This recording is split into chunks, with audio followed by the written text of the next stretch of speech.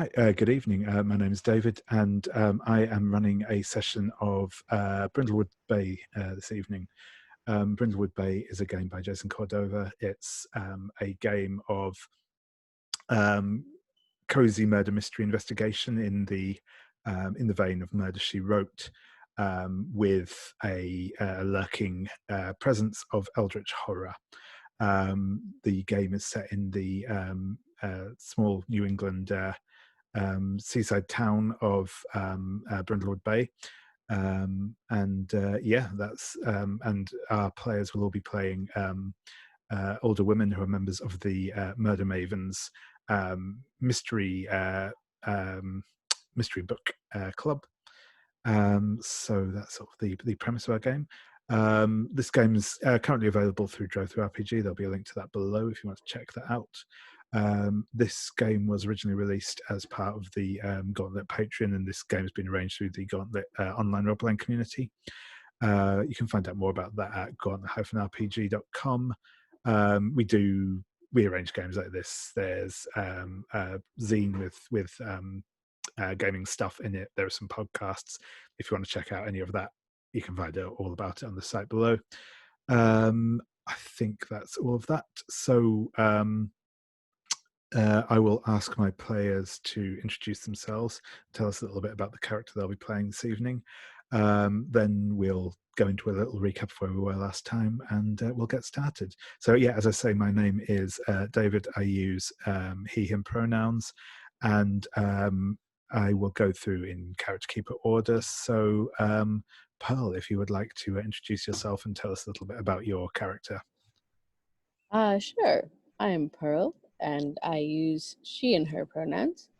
And I'm very tired, so I apologize in advance if I get a bit, not understandable. Just let me know. But I'll be playing Violet, who, that's actually her middle name. Her full name is Dorothea Violet O'Riordan III, but she likes Violet. And she's a sort of straight shooting, proactive go-getter, bit of a cougar, not ashamed to say it. Likes the investigating and such. Usually stays within the bounds of the law. If not, it's just a slight bending. Nothing that anyone would really object to, she's sure. She, if you're familiar with the Golden Girls, she kind of dresses in the style of B. Arthur most of the time because it's comfortable and allows room for her ferret to run around inside her giant coats. But she can class it up when she needs to sneak into a fancy joint and eat all the hors d'oeuvres. I'm trying to think what else about her is important. She does not have any children. She's never married. She prefers the company of paramours. Her favorite is Wilbur Grayson, who's a jet-setting sort, so she sees him whenever he's around. And she used to be a literary reviewer, but has sort of a guilty pleasure for the Golden Crown romance novels, and occasionally reads them aloud to Mr. No Bones, her ferret. I think that's about it. No, that sounds perfect. Thank you very much. So yeah, I think next on the list is Stephen. Yeah, hey there. I'm Stephen on he, him, and I am playing this evening Muriel, the biker gran that describes her really in a nutshell there. Yep, I kind of short and a bit what's the right word? Like, she's a very stout woman. She can hold her own in a punch up, even though like the age might have taken some of the edge off. Also used to be a kindergarten teacher, so you know. like there are surprising overlap between marshaling 5-year-olds and punching out a guy at the bar. You've got to be able to pick up someone for both.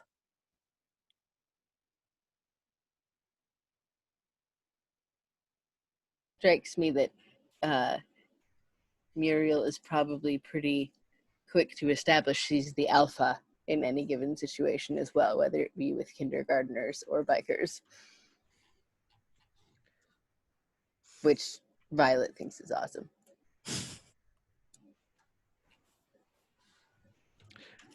Awesome, thank you, Stephen. And next on our list is Jesse.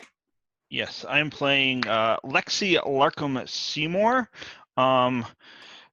She's got that old New England pedigree, all the way daughters of the American Revolution, ancestors on the Mayflower. If you're thinking the society in which the grandparents and Gilmore Girls circulated, then you are thinking correctly. She sort of revealed that she still has some of those kind of shitty attitudes, even as she's sort of trying to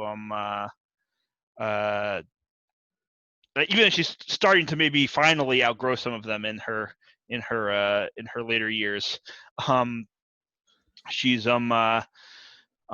raised 4 children, was married for decades to a man who she loved very much, and who at the end of his life turned out had been a white-collar criminal who basically, through his crimes, got everything they had more or less confiscated by the government and returned to the people from whom he stole it, which means that sad Lexie, all she has left is her lovely vacation cottage in Brindlewood Bay, and her boat, the Molasses Flood, about which she likes to mess. That's lovely, thank you very much. And last but not least, Joel.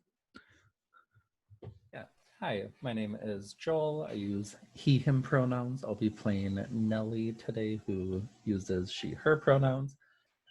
Her style is hippy dippy, and she's a retired art teacher who likes to paint, so a lot of like dried paint on her hands, shawls, chunky jewelry, caftans, and that sort of thing. She has a trusted feline pet as part of her moves, a big old chunky Maine Coon named Lillian.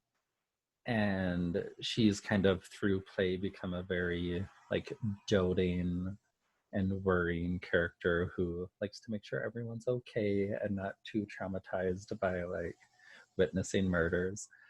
But yeah, that is Nellie. Brilliant, thank you very much. Before we get started today, we will be using a couple of safety tools in our game this evening. We've previously had discussions on Lines and Veils for this series. I'll just ask my players to reference back to the tab in our Character Keeper that has those Lines and Veils recorded. As ever, lines are things that we want to entirely avoid, not feature in the game. Veils are things where we won't go into too much detail with them.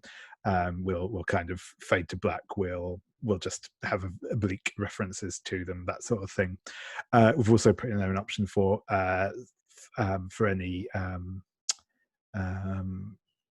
stuff where we want to specifically like have a quick out of character conversation before we introduce it, just to make sure that we're happy with how it's what we're doing with something, where we're going with it, just to keep that there. As I say, this game, it's kind of in that sort of Murder, She Wrote vein. There is, we are still dealing with murders and other stuff like that, as well as some increasing horror elements as well. So it's important we're just all comfortable with where we're going, as we will be going into some sometimes quite intense subject matter, I guess. So that's one of our primary things, and on top of that, one of the main things is just to make sure that we're checking in with each other, that we're happy with how things are going. Always feel free to speak up, ask or clarify if there's something you're unhappy with, or whatever else.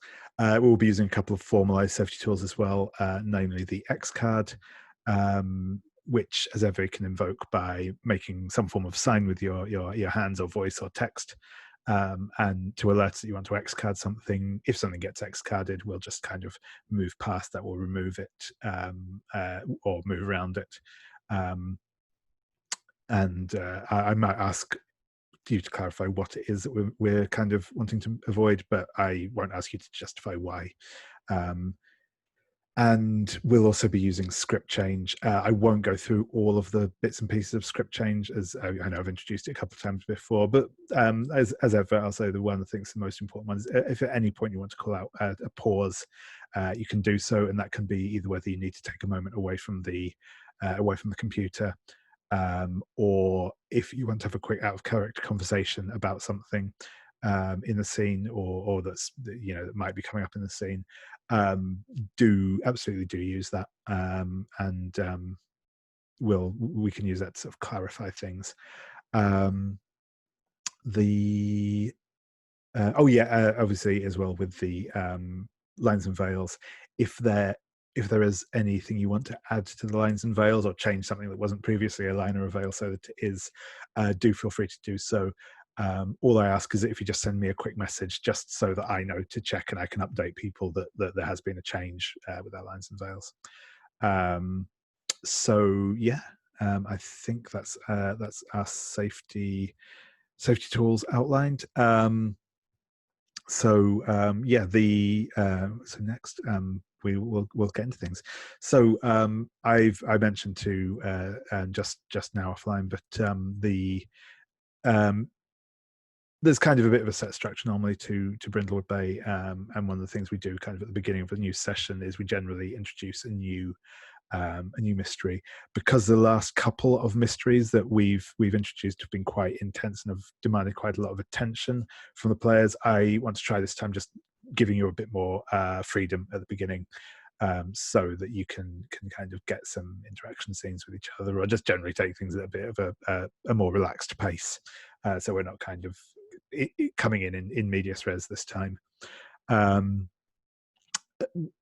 that. I'll go through kind of the usual beginning of session setup. We have 2 mysteries currently under investigation. Those mysteries are the Great Brindlewood Bay Bakeoff, for which you've got quite a few clues at this point. So you're possibly in a good position to start looking for a resolution to that. That's definitely something that can be done. Or obviously you can still try and dig up a couple more clues if you want to kind of nudge the both if you're just interested in finding out more stuff about it, or if you want to nudge the scales in your favor when you make that resolution roll. In our second mystery that we're currently investigating is and I should say, in the Great Brindlewood Bay Bakeoff, you are investigating the murder of Paul Riviera, one of the hosts of the Jolly Good Baking Show, who was killed during filming in Brindlewood Bay. The second mystery is opening a can of tuna, in which you are investigating the murder by wrecking ball of Allegra Abercrombie, a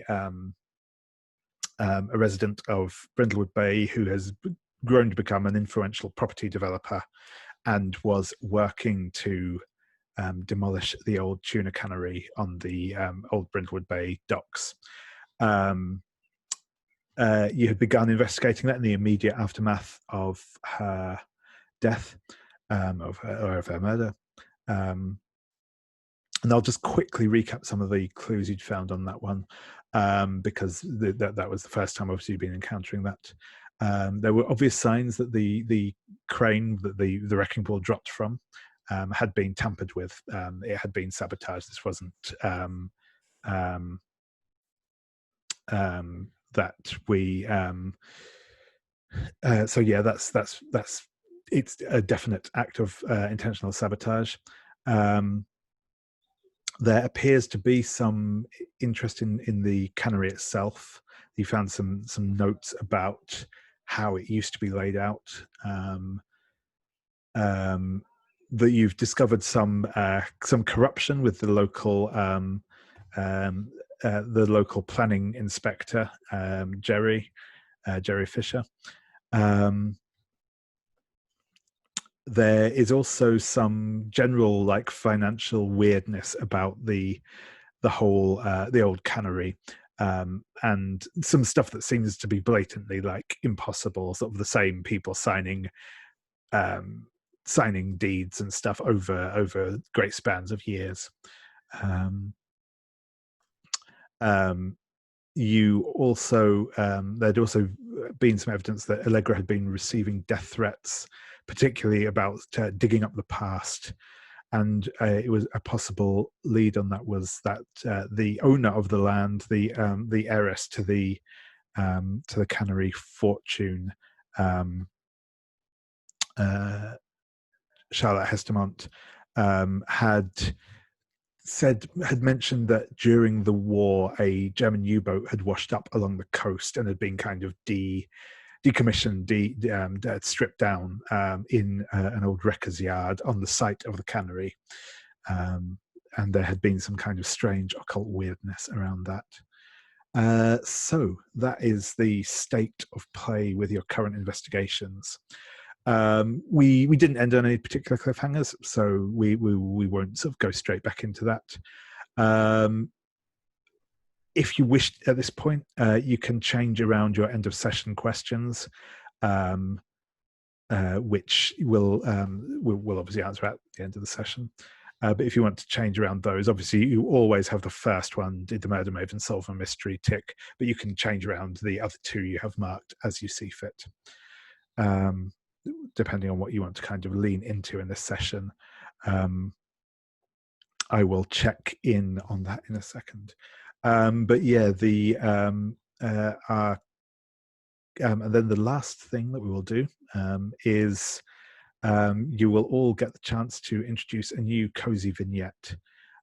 This should be, as ever, just a little scene showing your character enjoying their life in Brindlewood Bay, something fairly light and breezy or warm and cozy, showing them enjoying their hobbies, helping with a community project, or working around their house.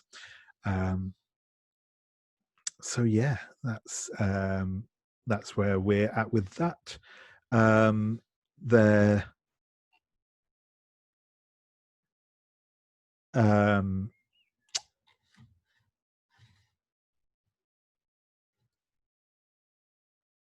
Yes, so we have just got a couple of elements added onto our lines and veils. I'll just ask people to check back on those. But yeah, if people, I'm just going to go through now and ask if we can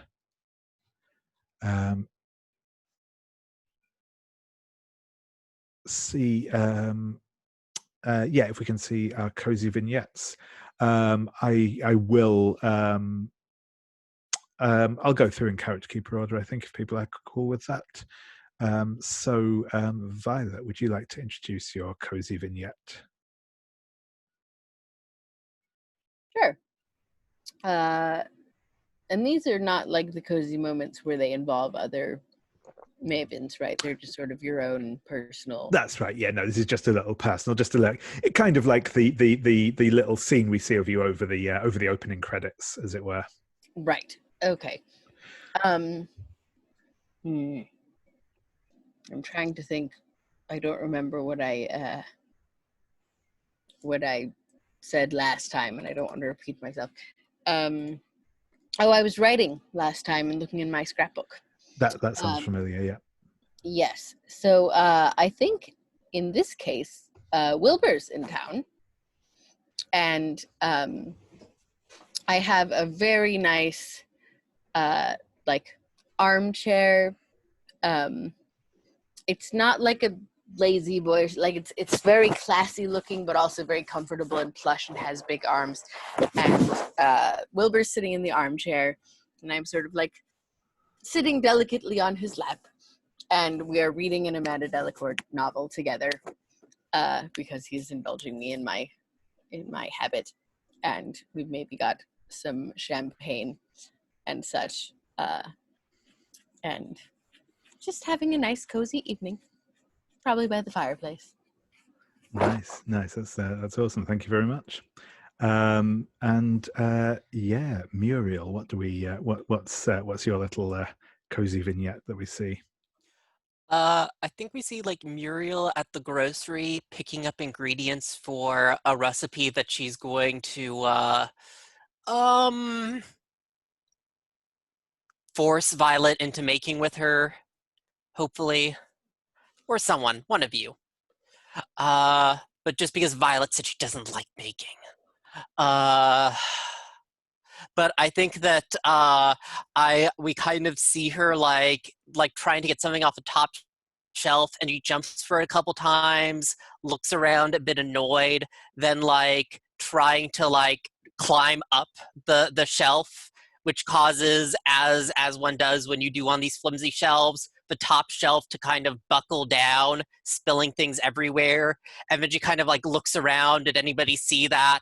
Concluding that nobody did, she just kind of picks up one of the ingredients from the ground, puts it into her basket, and like walks on as if nothing happened.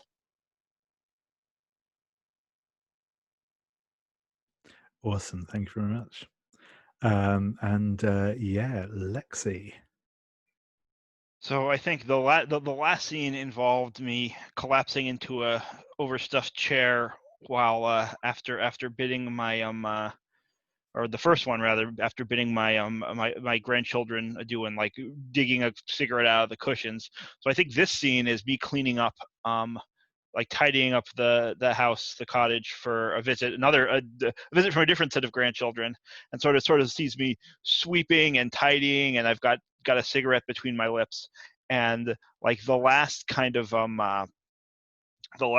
shot is of me stubbing the cigarette out into an ashtray and shoving, the pack of cigarettes and the ashtray, like sort of pushing aside some Amanda Delacour books, to hide the pack of cigarettes and ashtray behind the books, and I think in the shot you can see like an old kind of beat up leather bound volume, just to sort of spotlight the great grandmother's diary. Like, oh, here's an interesting thing in the shot, but that no one knows what it is yet. Awesome. Thank you very much. And yeah, Nellie, what do we see from you? I think we see Nellie kind of walking in from her garden of plants that she uses for like paint pigments, and she's got like a basket of like flower clippings and leaves and stuff that she's kind of putting on a table and sorting out and getting some ready to dry, as Lillian's doing the whole cat thing where she's trying to like sweep half the plants off the table to eat, so she's constantly having to grab a plant from her, put it further away, grab another plant, put it further away, and then she's just kind of like getting stuff ready to dry, and then eventually picks up Lillian and brings her inside. Great. Thank you very much. So, yeah, as I say, we are kind of now entering our regular play section of the game. So, yeah, I will ask for any volunteers who have a scene they would like to frame, or something they would like to do. So, yeah, as I say, at this point, obviously, you have kind of the two mysteries currently on the go. So you can, if there's something you would like to investigate around one of the around one of those mysteries, that we can obviously set up a scene where you are doing some manner of snooping around, depending on exactly how you choose to approach it. You can choose. You can always choose to have a cozy scene with one of the other mavens, in which you kind of have a bit of interaction with one another whilst one of you is engaging in the your sort of chosen hobby, your chosen cozy activity. Or obviously as well, if you wish to kind of get together and discuss a possible solution to one of your cases, we can frame up a scene around that as well. Or if you also have something else that you want to do that doesn't quite fit into one of those, we can frame something up around that. So yeah, does anyone have an initial idea for a scene that they would like to take part in? I would. Sorry, go ahead, Oh, Stephen. You go first. Sounds like we all did. That's exciting. Excellent. You can go ahead. I was just saying, I would love to frame a cozy scene if someone wants to go sailing with me. I know Violet had volunteered in the chat. Yeah, I'd be happy to go sailing with you. All right, so I think As long as I don't have to like row or anything. No, I do all the sailing. Don't worry. I think the framing is this. I've like texted you. I'm like, you know, I've got one of my kids and their kids in town, and they've like gone off to the movies or whatever for the afternoon, and I'm like, I need to get out of the house. So let's go out on the water. And so we sort of like get out on the boat, and I think like the first thing I do before we even get sailing is you see me like digging frantically through like a chest for a pack of cigarettes, because I haven't smoked since they've been around. And like that's and you know, we go out on the water, and I like breathe a big sigh of relief. I love it when they come. It's wonderful, but you know, it's good to get a break too. Hey, there's a reason I never had kids or husbands or anyone who lived in my home for that matter. I like to do what I like to do. It's nobody's business. Smoke away. You know, I didn't start smoking till I got married. Just seemed like that's men for you, isn't it? That was this particular man. I'll say that. I'll say that. Hold on, let me look at the. Yeah, so I think.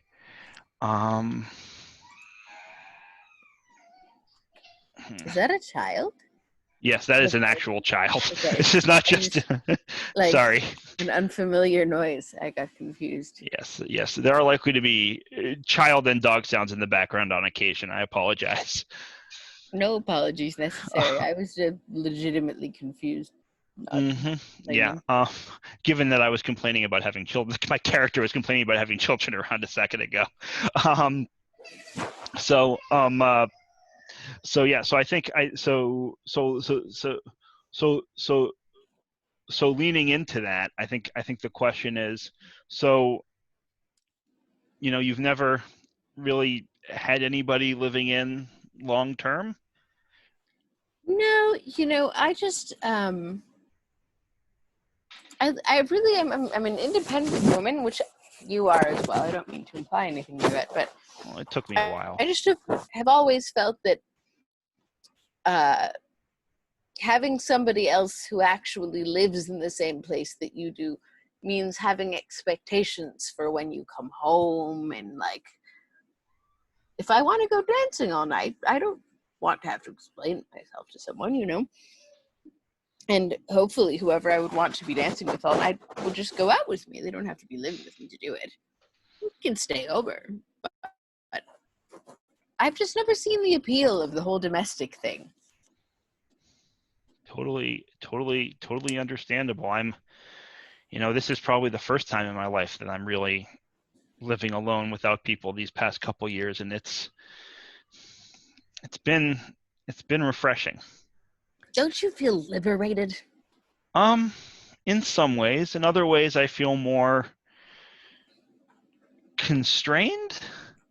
I mean, some of it's just, I mean, the finances. We used to have so much more, and I don't now, and so making hard choices is something I've had to do that I never used to have to do. But I That is think, really tough. I sympathize. but you know, other than that, it's still, there is, yes, it's liberating, and I'm discovering all kinds of new things about myself and my relationships, but also it's I do get lonely. You know, there are times when I wish someone were around, and nobody is. Well, I'm just a call away. I mean, I don't have anyone at my place, so there's no reason you need to hesitate to call.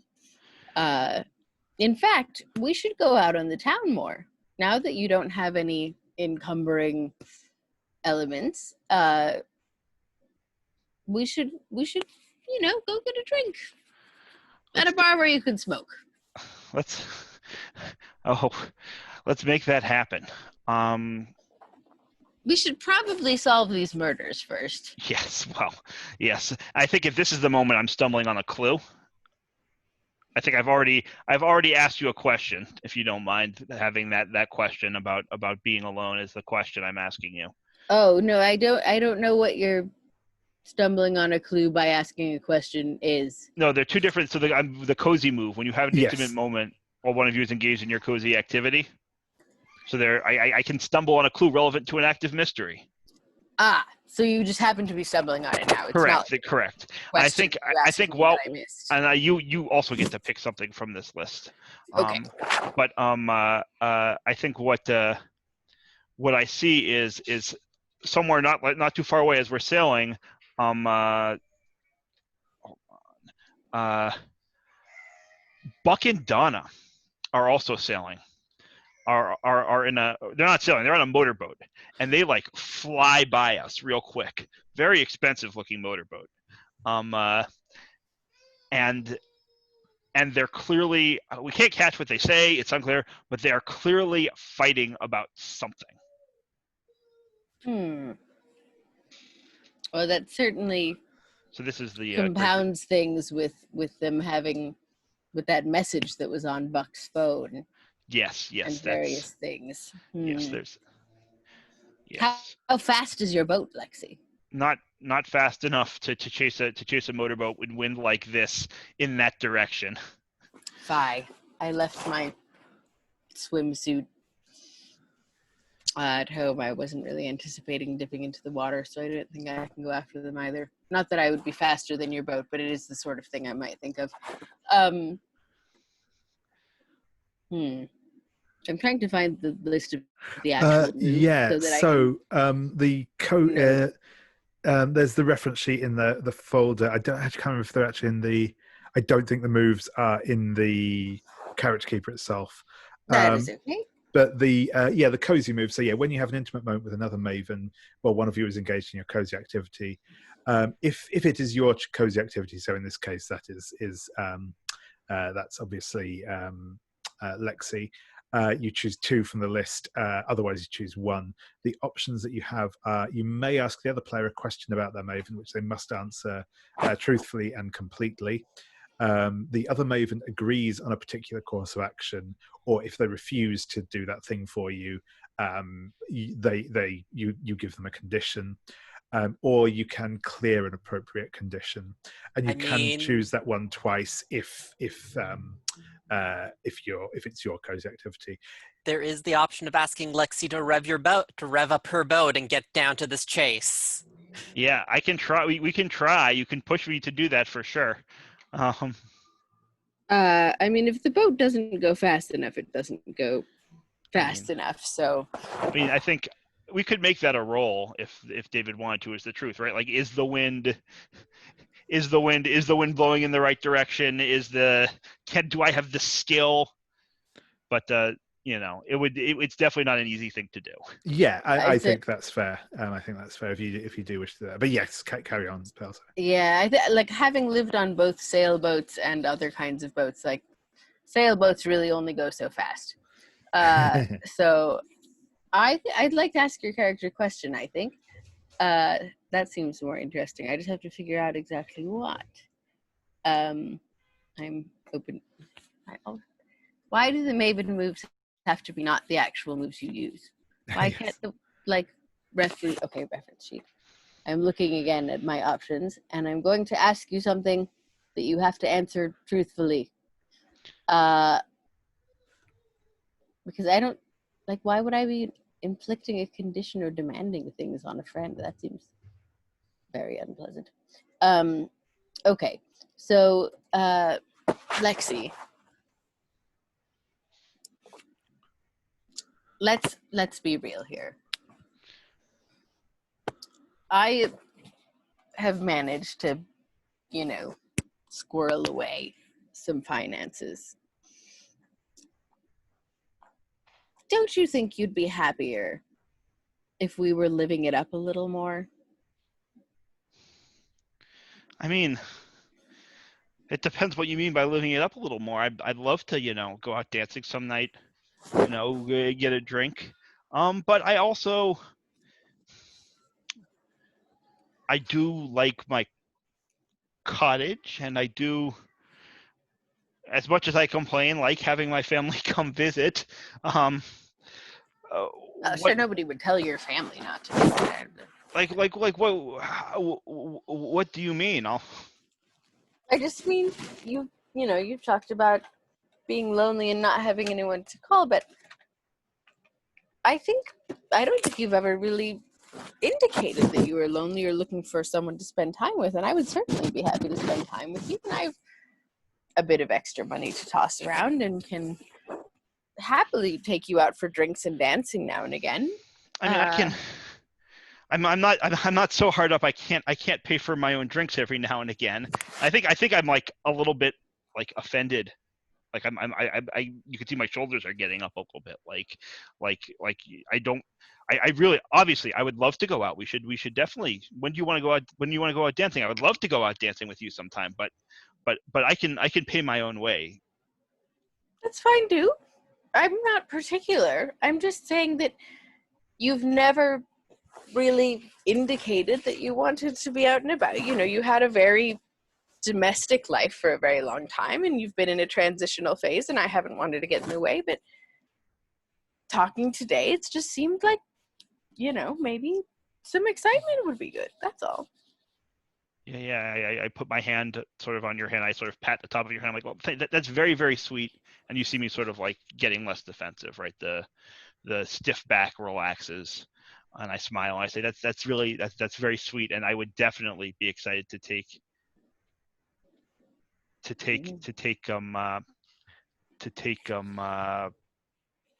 you up on that. To answer Muriel's question, I can certainly afford to like pay for a couple drinks and the cover, to go dancing every now and again. Although I might be counting them. But like, if you wanted to take a whirlwind trip to somewhere, no, right? That's not directed at Violet necessarily, unless Violet wants to push in that direction. But that's just to address what's I was in just the chat. wondering, because it does say you should answer truthfully and completely. Right. So that was why I asked, like, what exactly are you suggesting to sort of like get that? I think it wasn't so much as suggesting a specific course of action as like, do you want to continue being a homebody, or would you like to be more extroverted? Got it. So got it. So you're an empty nester to some degree, right? Yeah. So the answer to that question is she's still figuring it out, but she will definitely come out with you sometime and see how she likes it. Okay. Violet is an enabler, in case that is not obvious. Amazing. She indulges all of her vices and expects other people to do so as well. Amazing. Brilliant. Thank you very much.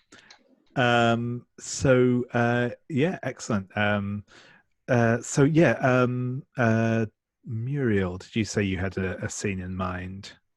Yeah, and I don't want to just leave Nellie out, so I will have it with her, because I did want to call for a cozy my own cozy scene. And I think probably if it's not with Violet, then it's probably because, and she doesn't say this like specifically, but she did see Nellie's baking, and she just kind of wants to make certain that Nellie doesn't accidentally poison herself.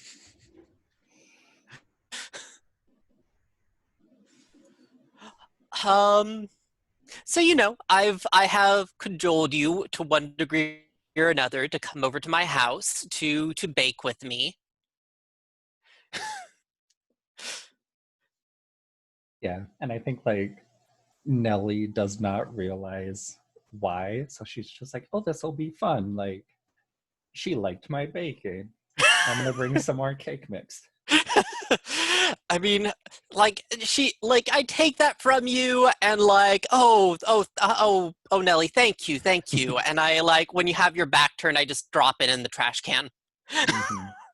And she doesn't notice. She's just like admiring your house. Like her cat's probably getting hair on your furniture and stuff. Yep. And before long, since around her house, Muriel isn't terribly cleanly, particularly not when she's baking. She is basically just covered in flour and sugar by like midway through baking. It does look like she's wearing white face. How much has Nellie been willing to partake in Muriel's baking chaos right now?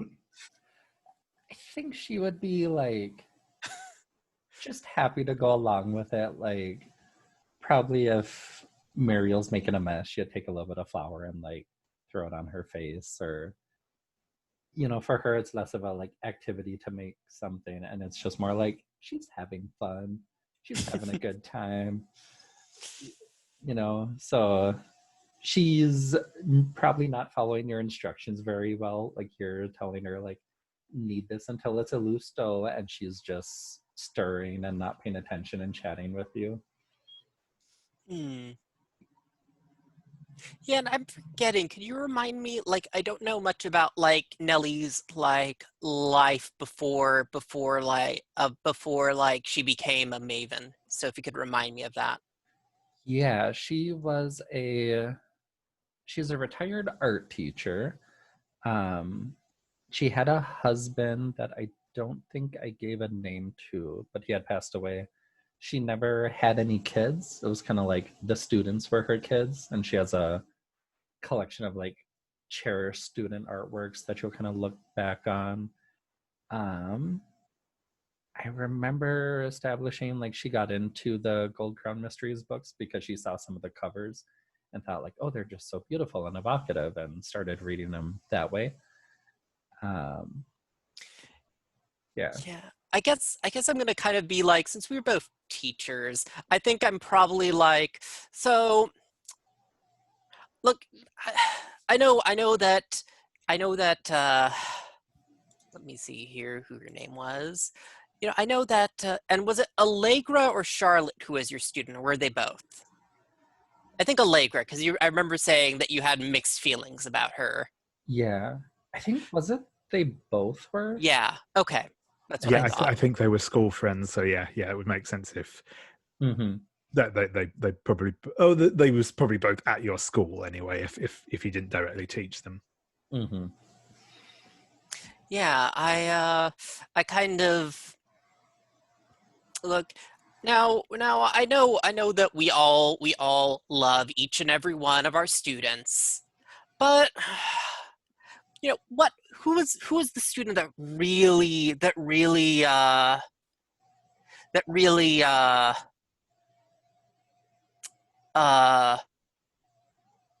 got on your nerves, and did you ever let that show? And I think like she's probably like, are you serving like a glass of wine with this or something as we're baking stuff? Yeah, no, I probably don't have wine. I probably have like I probably have given you whiskey. Let's be fair. Yeah, she probably like initially took a sip, like cringed a lot, and was like, "Ooh, that's strong." And then when you ask her that question, she just like takes a big slam of it and kind of sighs. I guess I haven't really thought of that.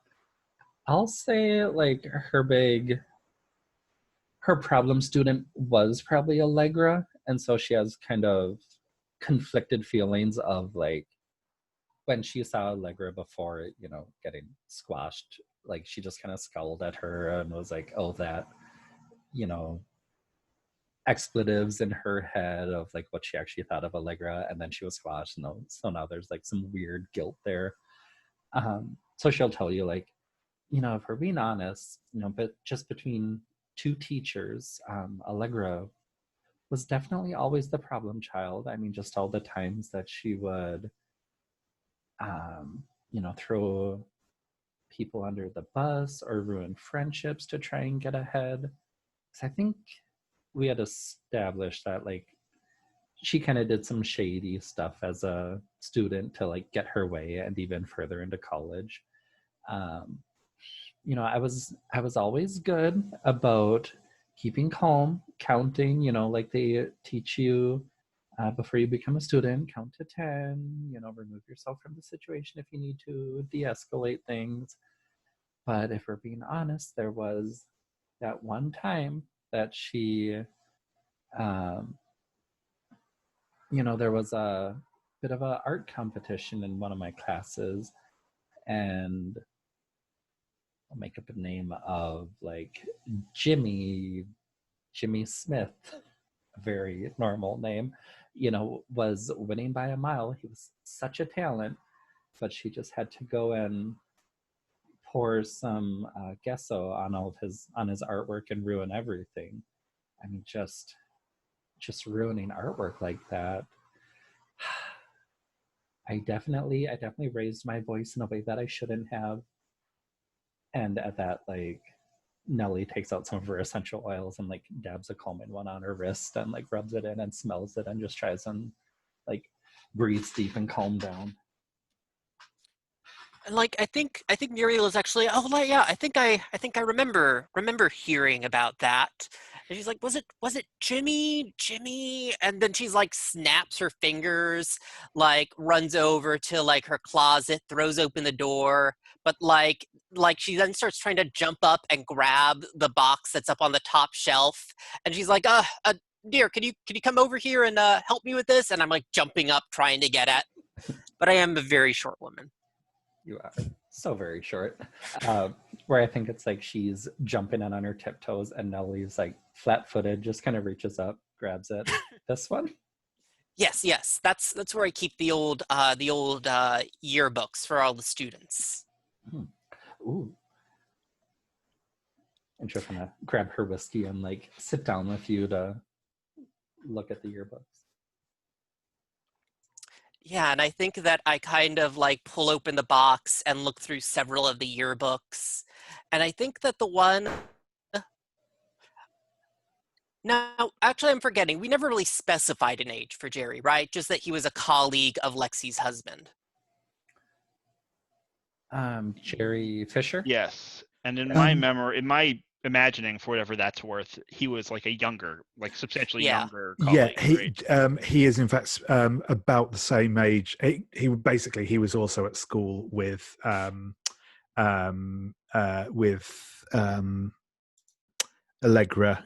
So yeah, he's of a similar age. And I think, yeah, then I turn open the pages to like the school art club and I point my finger down and I say, not Jerry, not Jimmy, but Jerry.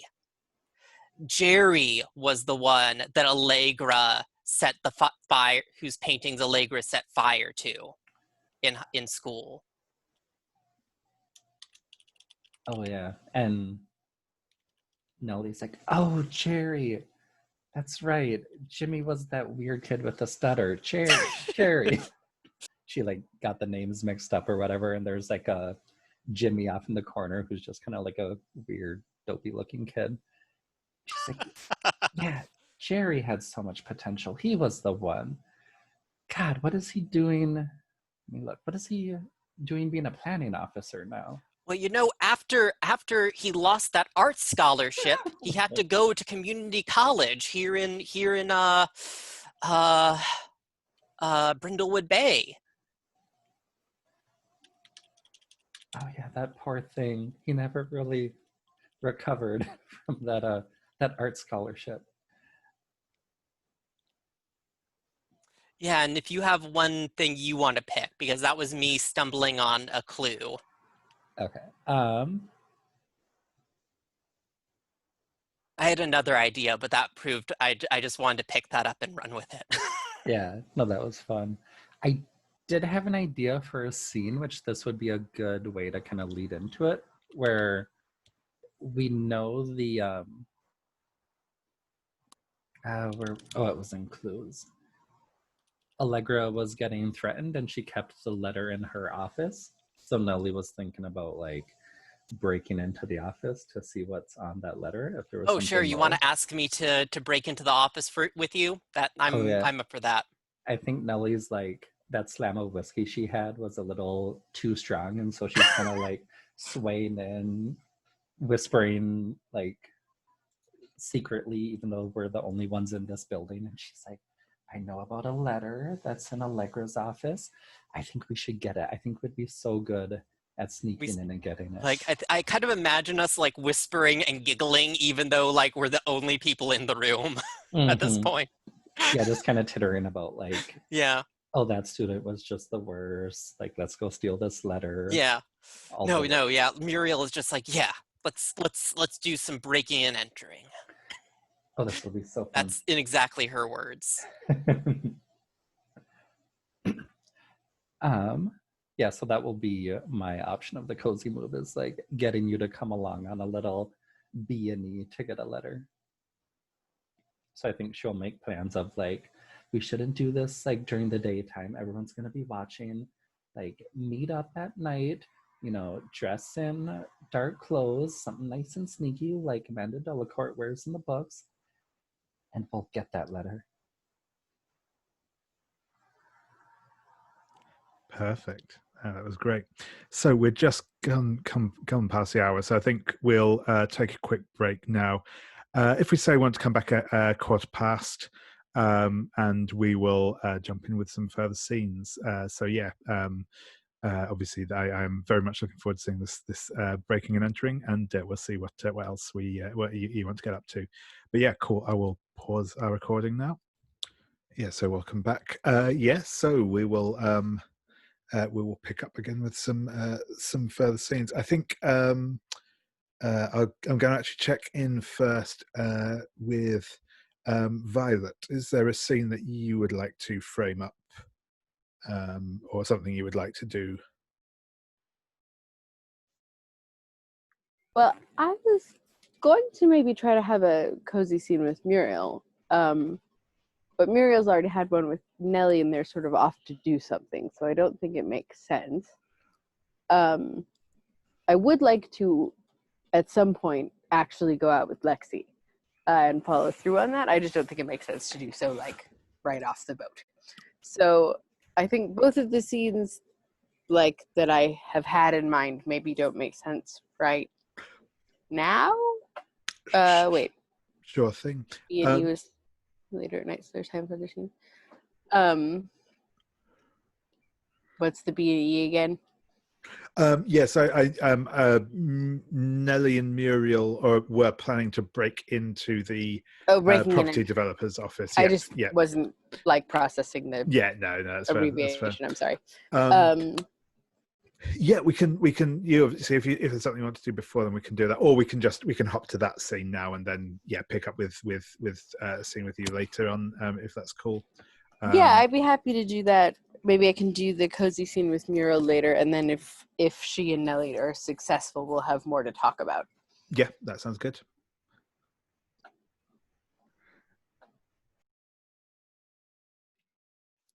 And yes, I think it might be cool to have like an actual meet scene up at the book club as well.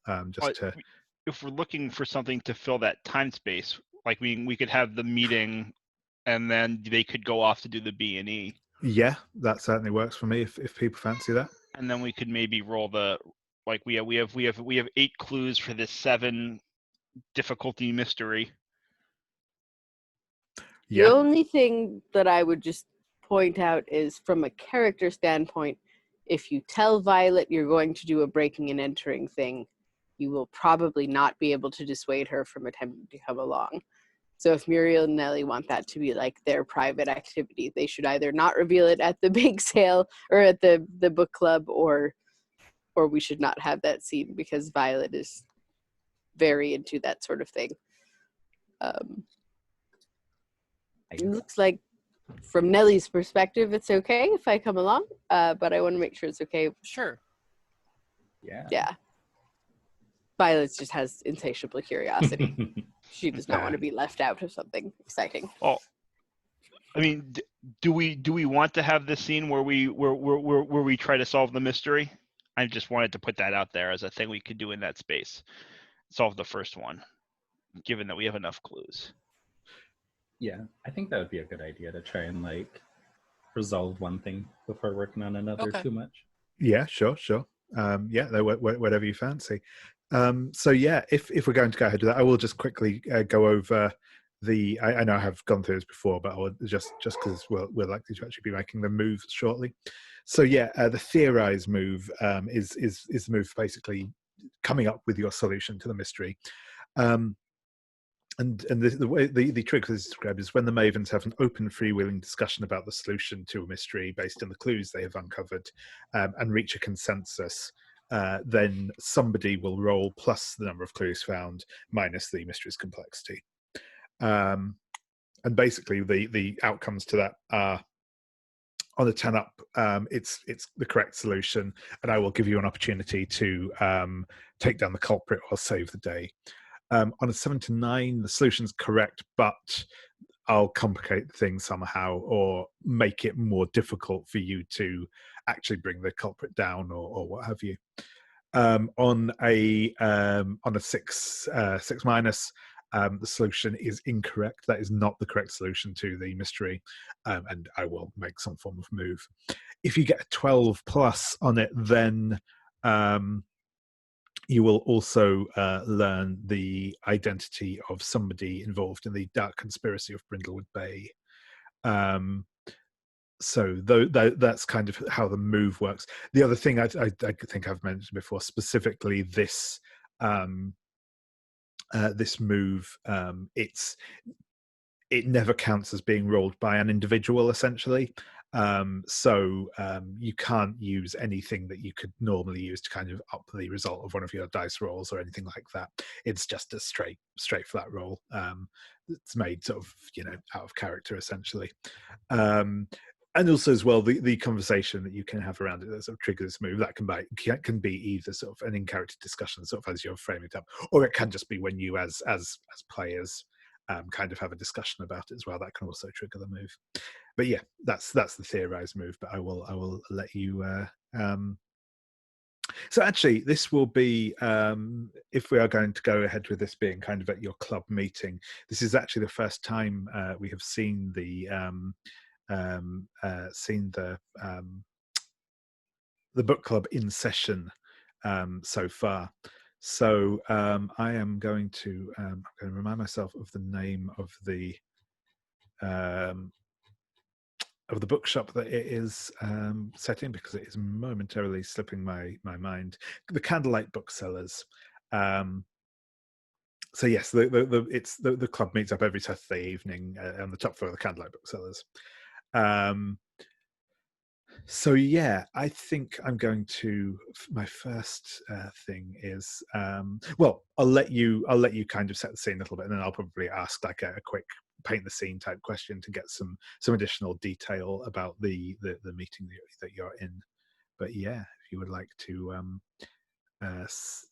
describe what we sort of see when the book club is in session. Was that directed at anyone in particular? Sorry, no. It probably should have been, but it wasn't. No, if someone has an idea for kind of how they want to start framing it up, that's cool. Otherwise, I will pick you off in order again, just to. So am I first in character keeper order? I think I am. If you would like to sort of tell us something about the the room you're in, the bookshop itself, just something to kind of frame up what we see when we kind of Okay, come we're to meeting in a bookshop. That's what I wanted Yeah. to know first. Okay. Yeah, that's right. I'm actually going to draw on something from like my real life memory because it was so charming. There's a bookshop in Greece called Lexie in Thessaloniki that was originally just a bookstore and like couldn't survive just selling books, so they became like a coffee house bookstore, but really just wanted to be a bookstore. And so like the family owned it, and they had like a small thing where you could get like traditional Greek coffee and food, but really only like students and intellectuals and artists went there and would buy things like to keep the business going. And I like the idea of this bookshop being kind of like that. Like they have, you can get coffee or whatever else, but like it's not like a built-in Starbucks. Like it's a family business, probably the like, you know, maybe just out of high school, young college age son is like working there because like that's the family business and whatever. And it's just lots of old books. They have like used things and whatever else, and like a staircase within, maybe we have like an upstairs meeting room, but it's not like a Borders. Not that Borders exists anymore, I guess. I don't know what bookstores exist anymore. Do bookstores exist? I don't know. We're on the worst timeline. I like that you go with like the one bookstore chain that has definitively gone out of business. I mean, I don't know. I haven't left my room in like 3 months. Like the world doesn't exist as far as I can tell. It's a simulation that only appears on my computer screen.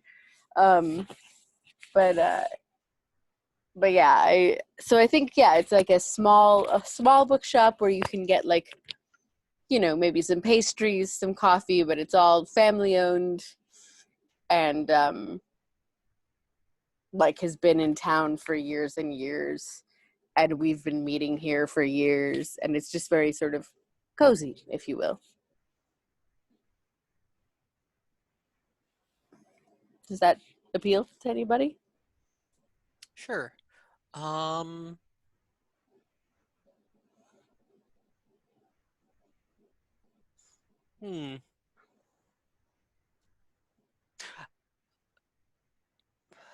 I don't want to step onto Nellie's toes too much, but let me know if this is okay with you. I think that there are like 2 or 3 store cats, and that like none of them actually like your cat, and vice versa. And so there's always like this small fight going on in the background between your cat and one of the store cats. Mr. No Bones stays hidden within a pocket whenever this comes up. Mm-hmm. Yeah, like it never impacts our conversations or anything, but if this was like a TV show, there'd be like this serious conversation in the foreground, and then in the background there's like 2 cats, like fur raised, hissing at each other. I like it. Which is weird because like my cat normally gets along with everyone, but these darn store cats, she does not like them. She just doesn't like those intellectual bookstore cats. Mm-hmm. There was a cat in a game I played a long time ago who hated everyone and who was so surly that when we recently played a zombie apocalypse game with a similar setting, that cat was one of the only things that had survived the zombie apocalypse. Out of spite. Yeah, like no zombie was going near that cat. They're just no. So I buy it. So I think the my details, the store has a clerk whose name is Lila, and Lila hates us and hates our group because we always come like, and our meetings start like an hour before close, and they're supposed to go an hour, but they never go an hour, and she doesn't feel like she can kick us out, but she's like stuck at work because we're like sitting there doing our meeting thing. And so she's always like, when the cats are doing their thing, she's kind of like passive aggressively, like doing the store closing things, sweeping, gathering her coat, kind of stuff. Okay, but just if we're going to be those dicks, I would like to say that we actually do leave the store clean. Oh no, we don't make a mess. And tip well. And to be clear, if you want to be the person that, like, if the rest of you want to like push together, I just know that as I've maybe like hinted at or even been of late, Lexie is still the kind of person who doesn't always notice employees.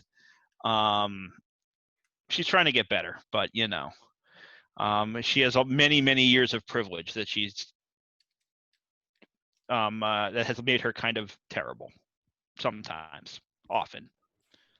What would you think of there also being like that sort of, you know, late teen, early 20s son who's kind of like just an easygoing, like, whatever fellow to sort of balance out so it's not just like angry cats and like bitter staff everywhere.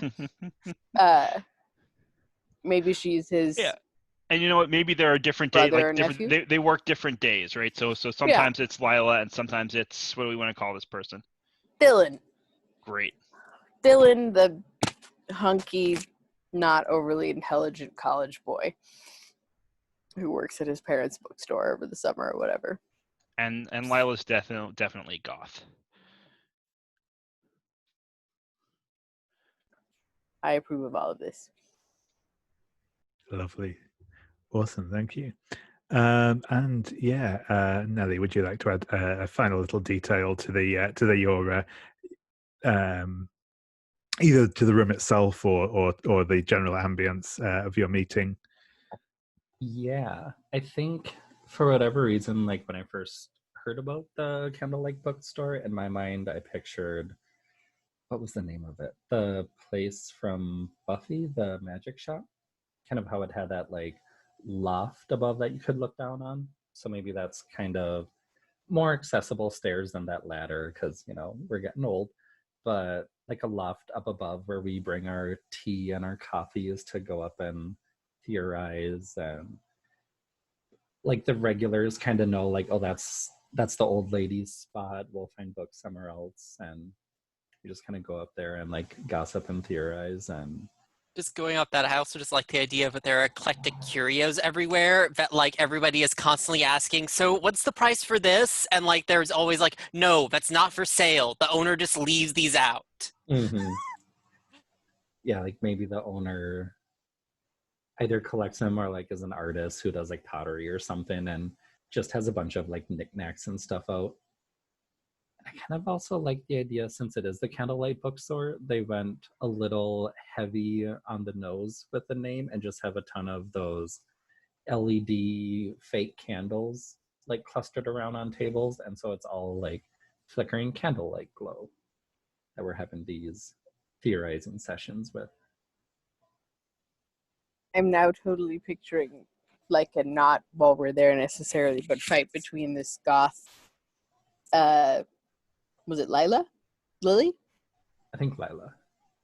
The goth Lila, Lila. like trying to demand that they use real candles and then being like, it's a bookstore with antique books, Lila, and just like this pouty goth situation. I like the idea of like Dylan, I think it was, the hunky slab of meat, and like the parents and stuff like all love us because we're just sweet old ladies, but Lila's the only one that hates us because we keep her from like hanging out with her friends. Yeah, when we all know she's really just gonna like stay in the bookstore and write emo poetry, but like she doesn't want to do it while we're there. Mm-hmm. Awesome. I also like the idea that, you know, up in this loft, they've got the, you know, those kind of like old-fashioned like pull down maps and wall charts and stuff that just kind of, that mostly they're just for decoration, but you kind of like roll one up and it's got kind of like the murder board behind it, and Oh yeah, like a pin board that we have with all their stuff. I like it. But yeah, cool. But yeah, as I say, feel free to kind of approach the chatting about the mystery as you see fit. There's, like I said, there's no specific thing there other than, obviously you just want to try and come up with what you think is a credible solution based on the clues that you've uncovered so far. So Violet and I saw hold on, I never remember the characters' names. Violet and I saw Buck and Donna fighting out on the bay earlier today. Yeah, that boat looked expensive too. I don't know whose money got spent on that one. But there was a lot of insurance from Paul's death. But I mean, Mavens, I need you to spill it. I missed a lot of this bake-off stuff, and clearly there is something going on here. I mean, obviously there was a murder, but like there's more to it than that. I need all the details.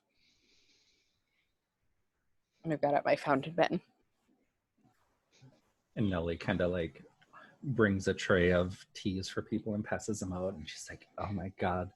As the kids said in school, the tea is real, ladies. I mean, the way that what was his name? Paul was the one that died, right?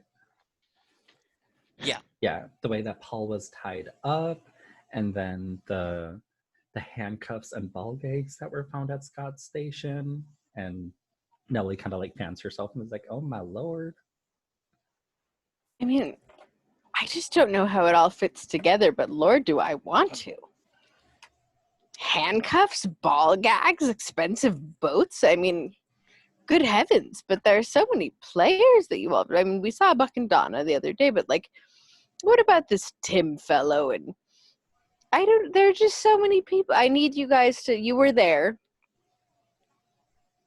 I think the only time I actually made it to the Bakeoff was when I spoke to that cameraman who I'm still hoping to rendezvous with at some point. Seems like he's rendezvousing with Donna now, so. Well, they were fighting. That's true. I'd be happy to help them resolve things. That may be your way. Oh, that may be your way in. Yeah. Well, wait. So Donna and Buck are fighting, and Jane did say that Donna and Paul were not doing great, and I smelled like almonds. I don't think it was almond extract. I think it might have been cyanide. When I was over by Paul after he passed. Well, I mean that's good and all, but I do think that that with what we found at Scott's station and the state we found Paul's body in, that Donna wasn't the only one walking out on the marriage. That's fair. That's fair, but there's no one to blame. I mean, someone to blame for the murder, but sometimes a marriage doesn't make it. Sometimes a marriage lasts too long. These things happen.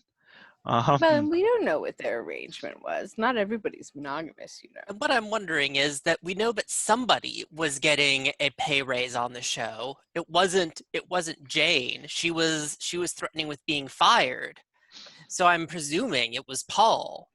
That if Jane was getting kicked from the show, maybe this was going to be Paul's show from now on. And if that's the case, well, if you have an arrangement with your husband, why are you going to murder him just before his net worth goes up? I mean, maybe he was threatening to end the arrangement. What was it? It's clear to me what he was getting out of it, what Donna was getting out of it, but what was he? I mean, we don't know, obviously. We weren't there. But maybe that was it.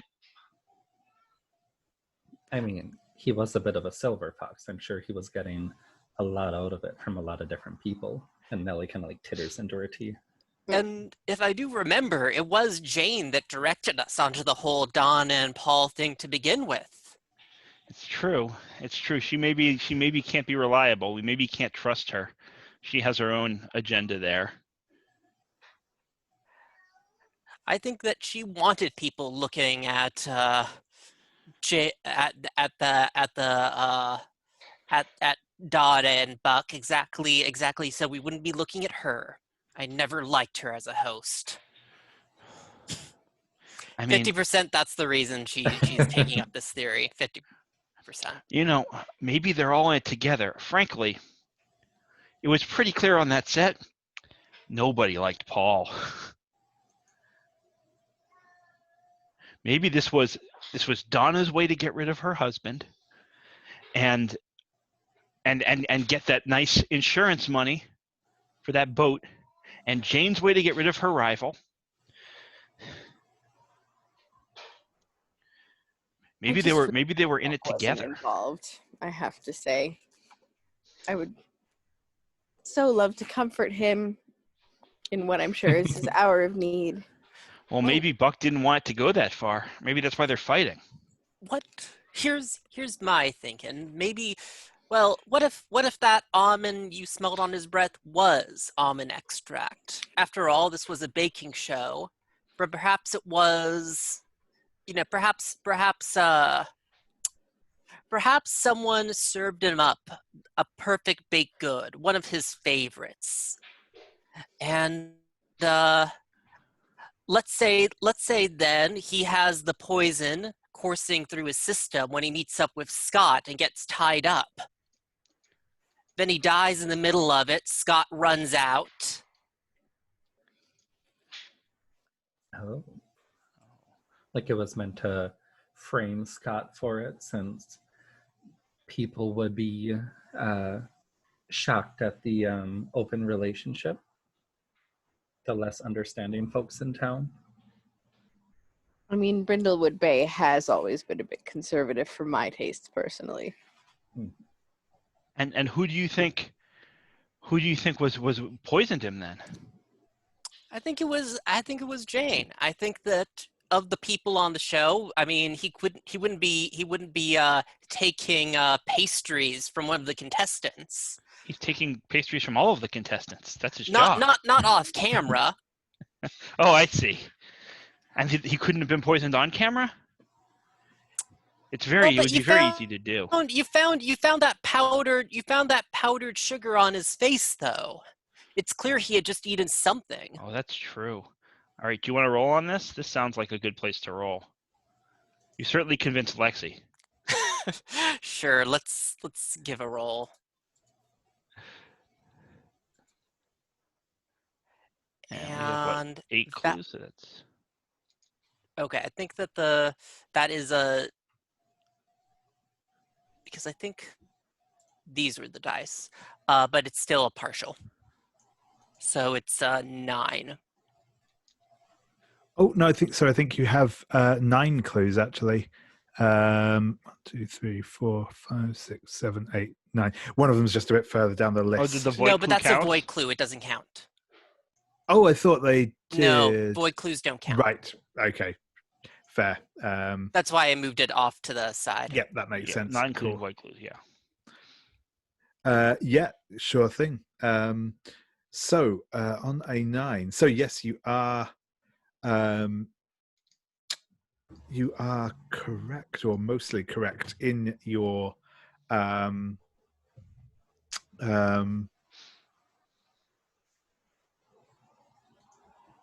Does she steal the speedboat and try to make a getaway? So yeah, I think that kind of as you are as you're kind of coming to this solution, that will be the point at which you just happen to kind of glance out of the loft window, and you see the lights of a couple of the RVs and stuff that they were using as their as their trailers, starting to drive down the street as they're clearly leaving town and heading in the direction of the airport. Well, we've got to go confront them before it's too late. Yep. run out, jump up onto my cycle, and I like shout at one of you to jump on, to get up, climb onto the back, quick. Violet's already behind you. Like, I jump into my old Lincoln to follow. I would get in the passenger seat if possible. Yes, probably. awesome, of course. Of course. Do you do a hood slide? I kind of just like the image of that. Just like a sweet old lady sliding across the hood. Follow that. Yep. Follow have that you ever RV. seen I Heart Huckabees? Yes. With Lily Tomlin jumping into the back of the car through the window. It's one of the delights of my life, picturing her diving headfirst through a window into a car to hide. It is lovely. Oh, I That haven't was- seen that, but that's probably what it looks like. Yeah. That was also actually the person that I was thinking of when, in terms of Nellie, the actress. So yeah, Mhm. that's. Oh. Yep. That is also because I think she's in a movie where she's like this hippie type character, and like that is her in my mind. Awesome. Yeah, and I assume we're making the day move here when you do something risky. Yes, certainly. So, we will be introduced. I think this is the first time I've actually got around to using the day move. So it is, we're on the day move. When you do something risky or face something you fear, name what you're afraid will happen if you fail or you lose your nerve, and then roll with an appropriate ability. So yeah, I think in this case we'll go with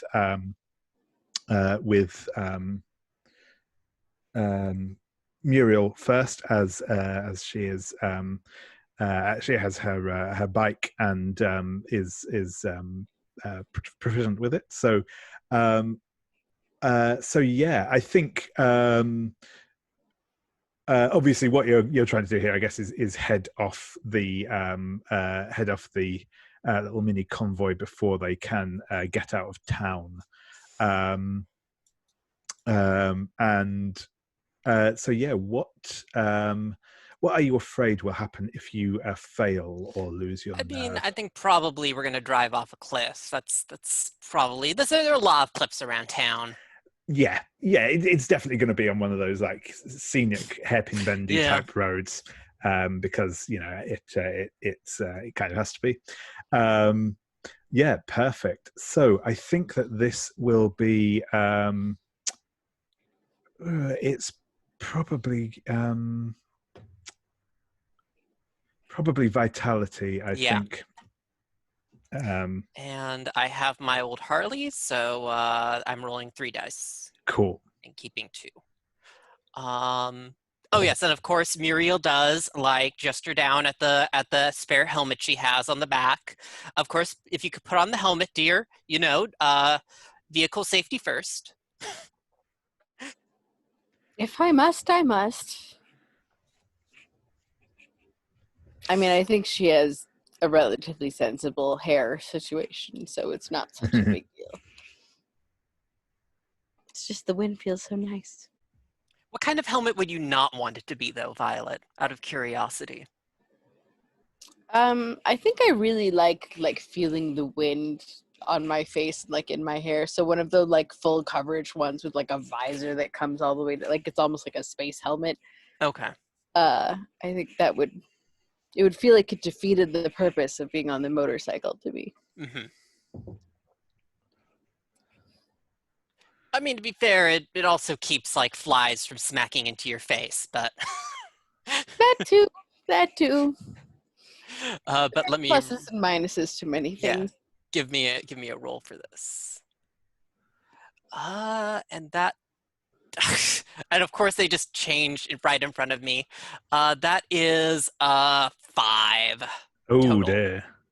So yeah, and I think we kind of see the you coming around on the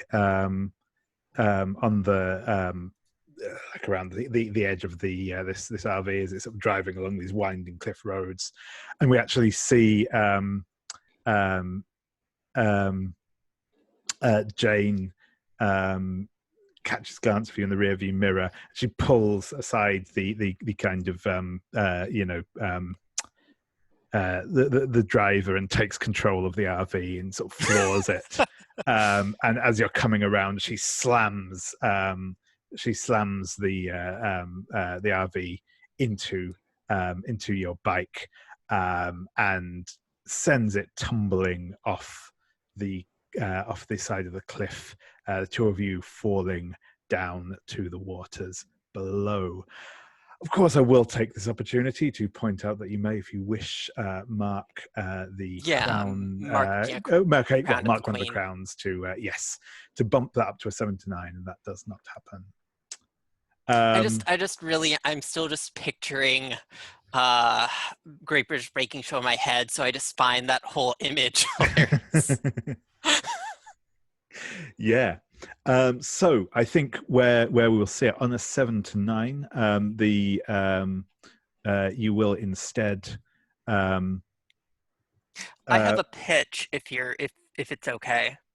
Oh yeah, sure thing. Yeah, go I think that Violet's gonna have to make a we can't like I'm able to pull up equal to it, but I can't like run it off. Violet's gonna have to make a jump on into the RV and take control of the car. That sounds delightful. Yeah, that sounds good to me. Yep, I'm happy to go with that. Yeah, 100%. I would like to do this Lily Tomlin style. So there's an open window. Yes, and I'm like, they've obviously got the they've got like one of the windows in the back of the RV, I think, actually open to like let in the sea air as they've been coming through. Oh, hello?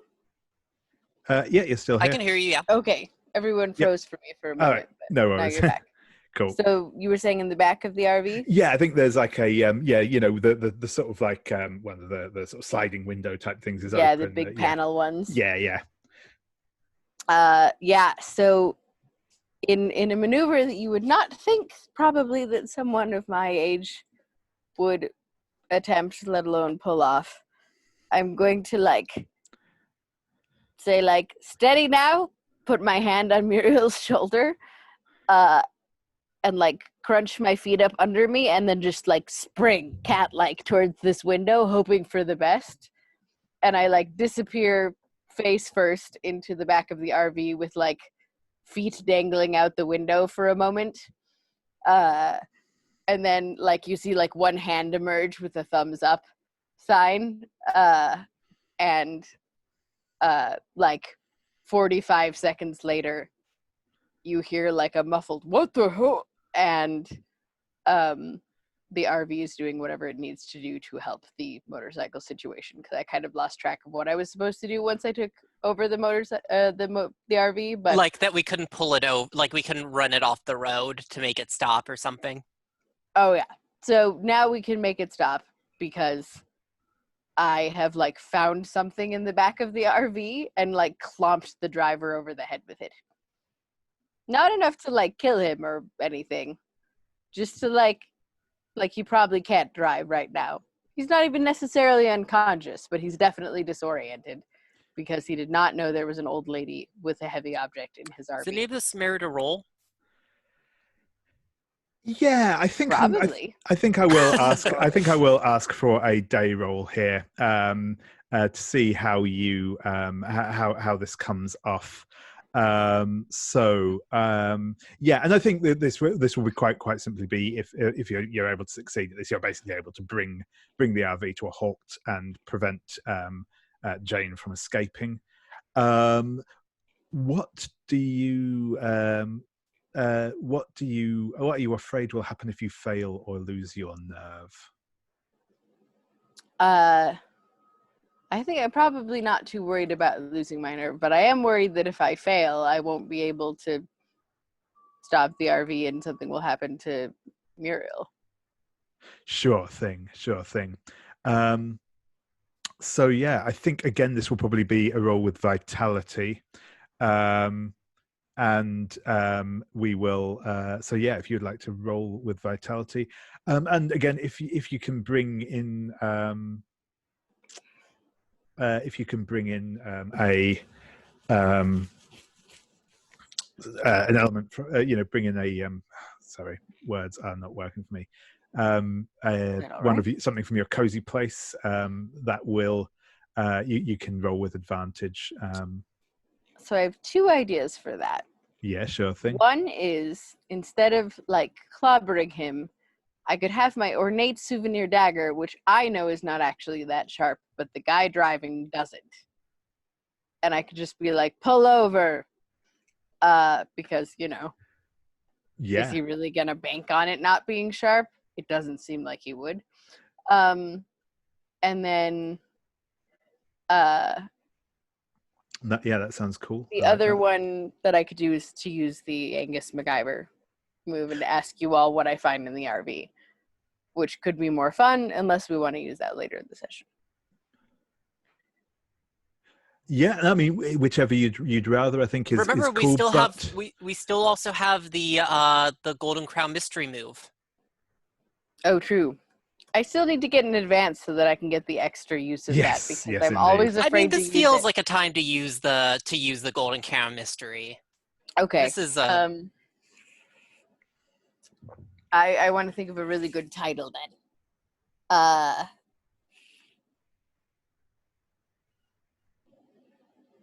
Like Amanda Delacourt and the Murderous Motorhome. You know, something nice and alliterative, but like even more words than that. The like mercilessly murderous motorhome or something like that.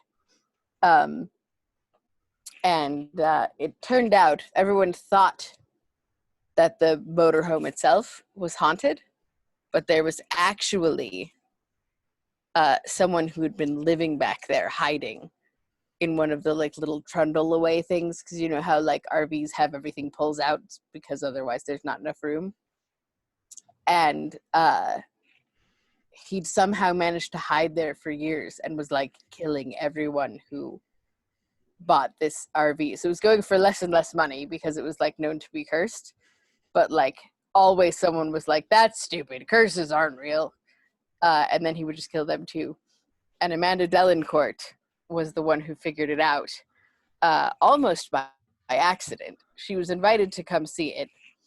And on the tour, someone happened to accidentally hit the lever that opened the compartment where the murderer had been hiding this whole time, that no one had thought to look. So there was a secret compartment that enabled her to save the day. And I imagine that this RV might also have a secret compartment that could be stumbled upon. And wouldn't it be handy if it allowed me to save the day? Yeah, perfect. So it's just like when Amanda Delacourt was in that RV. And I think it looked like it was just like a decorative railing that you could hold on to if the road got tough. But if you actually pulled it, it brought the RV to a stop. Or I guess in that case, it opened the secret compartment. But like maybe in our case, it's an emergency stop one. And I reckon like it looks like it sounded like in the book. So I pull on it tentatively while I'm trying to figure out what else to do. And it is in fact like an emergency stop for if someone in the back notices that the RV is out of control and the driver can't be reached. Awesome. Yeah, I like it. So that means that your role to halt the RV counts as being a 12 plus. So the on the day move. So yeah, on the 12 plus, you will get. In fact, I think that it is. You kind of pull on this lever, and I think actually, I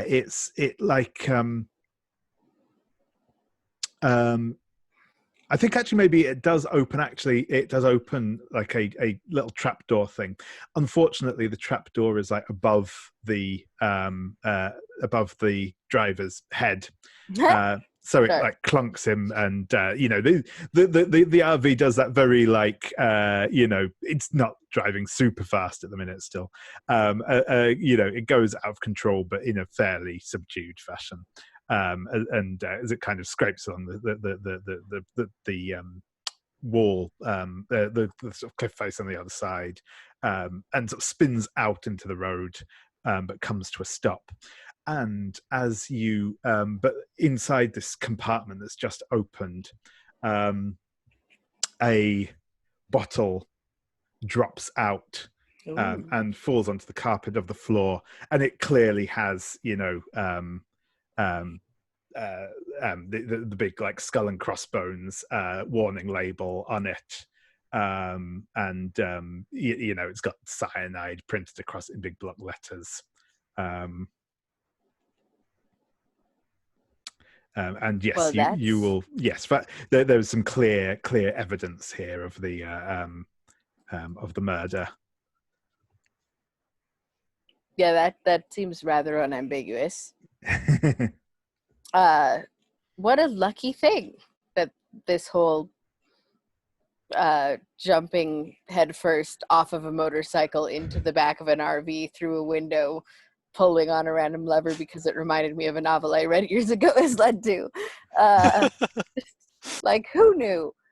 So now that the RV is pulled over, and hopefully Muriel's been able to pull over as well, and not be pushed off the cliff, I'm going to sort of take a peek at the fellow that had something fall on his head, or had the compartment hit him in the head, or whatever it was. And he seems like he's going to be fine.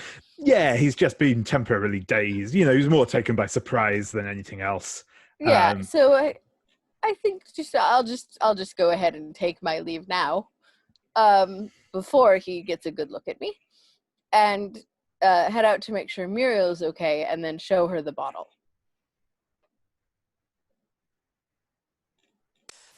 Well, looks like that takes care of that. I do kind of want to have the police show up at this moment, and we both kind of like give them a complete lie about this crazed woman that jumped into this car and hijacked it. Oh, but we did find this poison did roll out. Do we want to give them the poison, or do we want to keep it so that we can see if we can like dust it for prints or something? I mean, we do kind of want to turn her in somehow. Oh, that's right. Right, okay. So yeah. Like, we are not actually the police. I forget sometimes. They're not so competent always. But yeah, no, there's definitely like I don't even think we can wildly embellish it, because like how much further could you embellish that story of what I mean, we both have to secretly undermine the authority of a local official, though. And what would secretly undermine it other than to get them searching by the wild woman of Brindlewood Bay? Oh, absolutely. I'm just saying I can't imagine exaggerating what just happened, because it's already so over the top. Just direct them to like someone other than you hijacking a vehicle because we wanted to make a citizen's arrest. Can I make a request that we like not zero in too much on the police interaction? Like I'm totally cool with like pulling the wool over their eyes and like undermining a local official, but I just like I'm not at this particular moment super interested in like playing out that whole sort of. No, yeah, that's fine. I was just throwing that out as a fictional thing. Mm-hmm. Sure. Yeah. We've already had a lot. I mean, I understand. The two of us have already had a lot of screen. Oh, that isn't even what I meant. I just cops right now. Yeah, fair. It's been a bad player. So that's my concern. Mm-hmm. Yeah, no worries. Yeah. So I think that you will you will bring Jane to justice, and that we will get that. We'll obviously have to have that. Well, I mean, this is obviously still in front of you as the rest of you pull up onto the scene, and she will say, "Curse you, interfering biddies! I would have gotten away with it and been back in England before anyone was the wiser. Paul has always been a talentless hack. He's nothing more than a puffed up sous chef. He would be nothing without me, and they want to get rid of me and get me off the show. No, it would never stand. I made this show."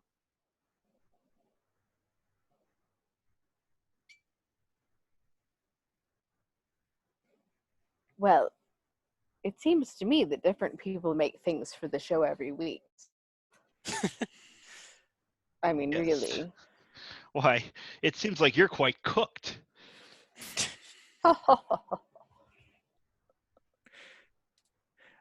And I think that's the point where we'll have that the kind of the freeze frame ending for that. I will also call a quick break here. We'll come back at 10 past. I will pause us. So yeah, welcome back everyone, and you have successfully concluded the case of the Great Brindlewood Bay Bakeoff. So congratulations. I guess, I will ask if there is,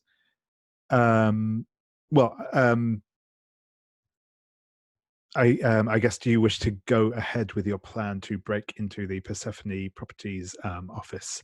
So that seems the next logical step. If there's anything else people want to do in the intervening time, we can fit in a quick scene if you want, but I'd like to get around to that this evening. Yeah, I think that's still on the agenda. Yeah, Cool. I'm cool with that. Mm-hmm. I don't know, because I know, Lexie, you haven't gotten much the spotlight for a while. No, I'm fine with that. Maybe Okay. I do at some point want to have the do my Fox Mulder move. Okay. Cool. But I'm also happy to sort of tag along on the breaking and entering if you guys want that, or if you'd rather keep it a tighter group. I can come up with a thing to do. Cool. But I think the breaking and entering should be like the focus of this next piece, right? That's to me Okay. that makes sense. And it's the two of you are sort of like, you started it, so you should be the. And Nellie also hasn't had a ton of spotlight either. So Okay. Sure thing. Yeah, no, that's cool. Yeah, I'm certainly happy for all of you to be involved in the breaking and entering, to the extent you wish to be. So that's cool. The Persephone Properties, they have a. So I mean, there's no skyscrapers in Brindlewood Bay, but they're definitely in what's a more what's what I'm looking for? Definitely a more impressive, one of the more impressive office buildings in the it's kind of on the edge of Brindlewood Bay proper, in sort of one of the parts of one of the newer build areas, and it's one of those sort of modern office buildings, lots of glass, and lots of like polished, probably not actual marble, but polished marble like stone, and metal inside it. It's obviously when you're getting there, it is the evening, as discussed previously. There are a few lights on in the building, but it looks mostly like that kind of overnight lighting rather than necessarily someone's in there working. There is, I think there probably is a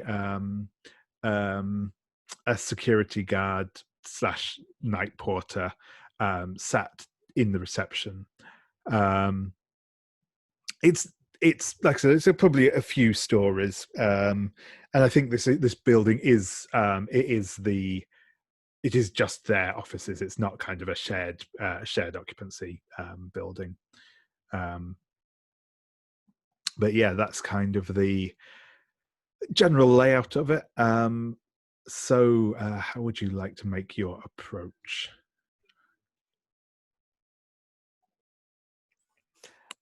Well, it has been a while, so I wanted to turn it over to Nellie if you have any ideas. Yeah, I think if anything, should we try?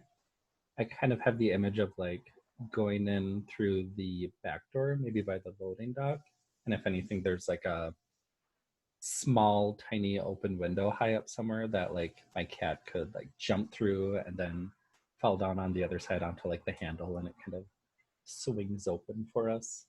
Is like the dream to see. If the dice actually let it happen, who knows? Sorry, I was talking to myself. Yeah, that sounds perfect.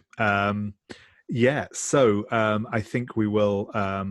I will have this. Be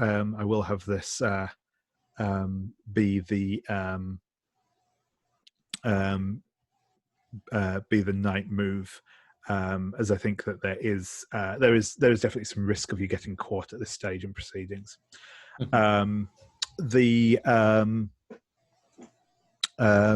So yeah, you will. This will be a roll. This, like I said, obviously, this will. If you succeed at this, it will get you into the building without causing a scene. Pardon. And I think this will.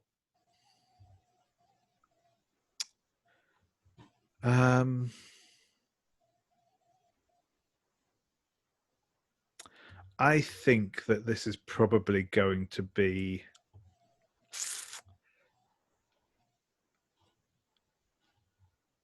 I think it's probably going to be reason, because I think this is kind of like to represent your how well you have trained your cat and your sort of your assumptions about what she's going to find once she gets inside. I think that's probably the most. I think that's probably the most applicable of the stats. Was there something else I was going to say? Oh yes, so obviously the last thing you have to do. So on the night move is very, very similar to the day move. There is, however, however,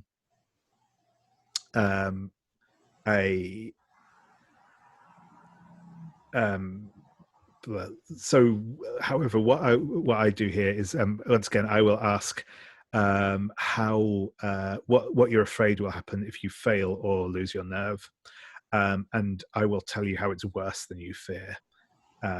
You can obviously at that point choose not to go ahead with it, but Okay. So yeah, what does Nellie fear will happen if this goes wrong? She's afraid, like the main thing she's scared of is that the security guard will be alerted and come and check on them, and she might be separated from her cat then if she has to like run not to get caught. Her cat's going to be stuck inside. Sure thing. And I'm going to say it's actually worse than that.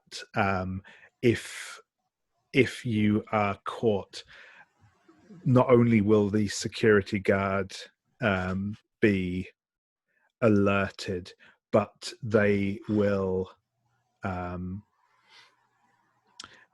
actually call in some more shady individuals, shall we say, to deal with the intruders rather than informing the police. Yeah. So yeah, if you would like to. So obviously, if you're acting using your cat, so you get to roll 3 dice and take the 2 highest, and that will be a roll with your reason. Okay.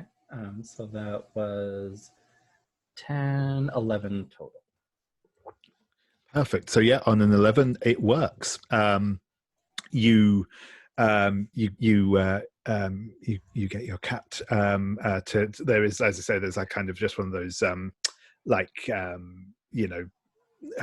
a skylight, but like a sort of louvered window for just letting air in, sort of thing. Yeah, and your cat squirms through it.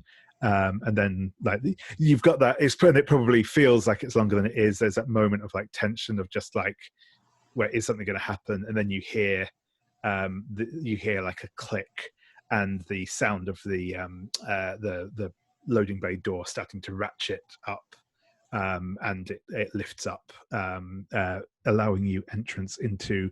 It's not like a big loading bay, but it's it can kind of accommodate like a sort of, not like a full not like a full kind of lorry, but a sort of moving van type size truck can get in here to be loaded up and unloaded.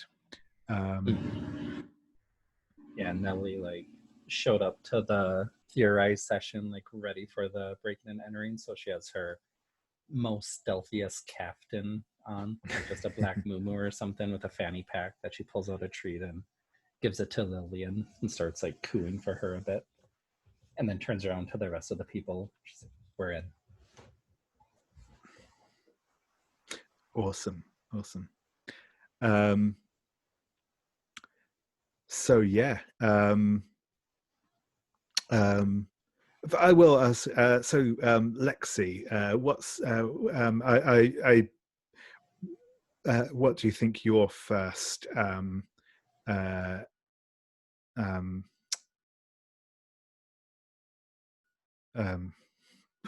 sorry, I'm losing my words this evening. What's Lexie's sort of first instinct to do here? I think I'm very uncomfortable. I was just sort of like, well, where's everybody going? And like very much a tag along. I said, is Violet, is this what you meant by go out in the evening? I don't know that I meant any one specific thing, really. Just to, it's good to have a little excitement in one's life. I thought by B&E you meant bow ties and earrings. I didn't know. I've never done anything like this before. And for a lot of things. Context is everything. Yeah, and Nellie, that cat is a miracle. And I guess I sort of decide to sort of walk in through the door. That has been cautiously, but we've got the door open. I sort of peek my head in. What is there to see here? Yeah, as I said, it's not a big loading bay, but there's some concrete steps up to the sort of loading platform. There's a door that's open into the building proper. It's one of those doors that's probably in theory should be kept locked whenever people aren't using the loading bay, but absolutely never is. Because it's probably where people, in fact, there probably is a pile of cigarette butts piled around it, where people come to smoke in a place where it's not going to set off any fire alarms. And yeah, as you sort of come in here, you'll see again there's that dim lighting of just the kind of overnight sort of security lighting on in the place. Whose office are we going to burgle? This is the office of Persephone Properties, who are the property developers that Alexis. Do I mean Alexis? Wait, sorry, that was Lexie asking Muriel and Nellie. Sorry, that wasn't clear. No, that's whose office are we here to burgle? We're here for Allegra's office. Allegra's office. Mm-hmm. Maybe set some things on fire. It's an unrelated thing. Okay, do we know where it is? Well, she definitely from school thought she was the center of attention, so I'm gonna guess it's on the top floor in the nicest office. Yeah, I mean, can we make our way up there? Can I make my way up there? Yeah. I didn't find this office already when I was snooping around the first time, did I? No, this Building. is the actual property development offices Oh, itself, that's right. rather That I than was going to rather than the cannery. Okay. Yeah. So that's cool. Yeah, and I think that you haven't alerted the security guard, so I think that you'll manage to make your way to the upper floors without incident. You probably actually have to use the stairs rather than using the lift, because that is more likely to draw unwanted attention. But yeah, I think you'll make your way up to the top floor fine. And yeah, this definitely has you'll be familiar with this, Lexie. You know, the sort of things. This is clearly like the floor of the office where the partners work. There's some big like boardroom type rooms here, and you know, sort of the like quite nicely appointed sort of meeting rooms are obviously for kind of schmoozing investors and all that sort of thing, as well as some offices which all have, you know, names in, you know, neat plaques with names on them. Okay, I want to pitch a scene. I want to pitch a thing, and tell me what the room sort of thinks of it. But like I'm sort of picturing like approaching either Allegra or her assistant outside of her desk's offices, like desk area, right? Like, Well, Allegra's dead, so. Sorry, Allegra's. Yeah, but like I mean, her office would be there, right? Okay. I thought you. I mean, okay, there's no one there, right? Allegra. Yeah. Okay. Allegra's dead. I just meant like her like looking for like an accounting ledger or something, and like seeing this computer and realizing, wait a minute, right? Like this is a different world. How am I going to get at these? And then I sort of look, how are we going to get any records? People don't keep paper anymore. Yeah, and I think like as we get off the landing and before we go out and do stuff, Nellie pulls out like plastic gloves that like she would use for like painting and stuff, and she's like, safety first, girls, like we don't want any fingerprints, and like hands out little plastic gloves to people. Yeah, I mean, I never could figure out those darn computers. Do we I mean, can we just like take a computer? Like how does that work? Like, are the files on a computer and we just have to find the computer? Lexie, can you call like one of your grandkids? I mean, you said they help you set up your Wi-Fi. Well, is there like an external hard drive visible? That might be like a place to start. I'm not sure I even know what that looks like. I'm asking David, sorry. Like, if we look at the desk, is there like anything like an external hard drive or something that would be easily detachable that we could just kind of pocket? So on the desk there is a laptop. It's almost certainly you know, an Apple, and there's a few other things. Though the desk is fairly cleared. There is the other thing, the only real personal item on there is a photograph that is of Allegra and another woman. She looks, the other woman looks Mediterranean, and it's clearly a wedding photo of the two of them. You know, it's and that's sort of on the desk by the laptop. But as I said, other than that, it's fairly that the actual desk itself is fairly clear. It's probably, I don't think the desk itself has, it has a couple of drawers, though they mostly seem to just have like stationery in, though there are some more like more sort of like storage type, like filing cabinet type things in the back of the room as well. So yeah, in terms of, there isn't a there's not like an external hard drive by the looks of it, though it is a laptop, so it would be, if you want to just take it and leave with it, that's going to be fairly straightforward to do. It's not Muriel still is gonna take that photo frame, smash it against the desk, and then like to get at the photo, but then like the back like just comes off, and she's like, "Oh right." Violet attempts to look disapproving, but is chuckling and like obviously not actually disapproving. Whereas Lexie has like a shocked look on her face. I'm curious if Nice. there's anything on the back though. Or anything like stuffed I between don't know if the this would be picture like a meddling. and the actual like back of the frame, you know, yeah, like a hidden note. Or just like the password to the computer, right? Those are all. yeah, sure. Give me a meddling roll. I'm gonna say this is probably going to be vitality, because you very much took the direct the direct approach there.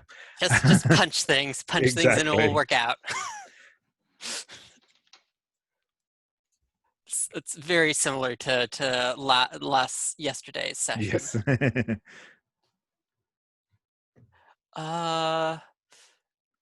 Cool. That is 8. Okay, so on an 8, that will be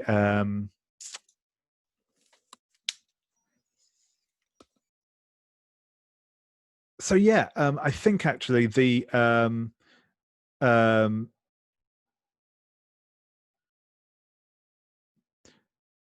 I think that's actually probably a fair enough trade. So yeah, what you will smash open the picture frame and take the picture out, and on the back, printed in quite a nice nice handwriting, kind of professional handwriting, so it looks like someone who does this a lot. It's got like kind of it's got it's written with the sorry, I just need to find the name. I've gone to the wrong tab.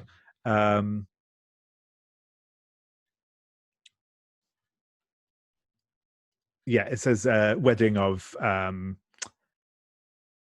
Allegra Abercrombie and Xanthe Ponirakis. It's got the date when they were married, which was, a few years ago. It's not super recent, but What's the name? Samantha? Xanthe, Xanthe, okay. Xanthe Ponirakis. And yes, she is Allegra's wife. But to sort of cut to the thing, you will, armed with the date of the wedding, you will be able to work out her password for her computer, which, as these things tend to do, is it's we get the whole sort of working it out. It's like, it's the name of the place where they were married and the date, but you piece it together from the clues that you find in this photograph, and are able to access the laptop. When you do so, you will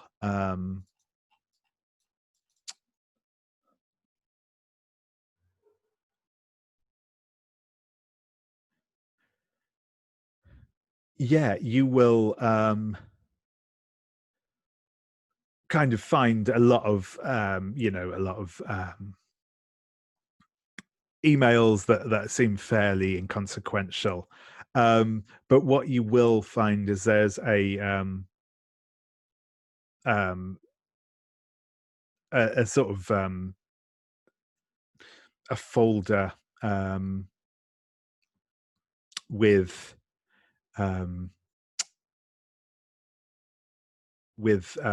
the sort of that looks kind of out of place on the desktop, and inside there are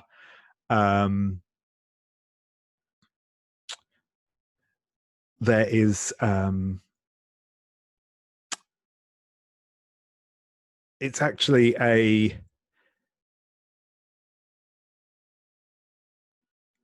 old records of a like police scans of police records, which are all relating to the cannery.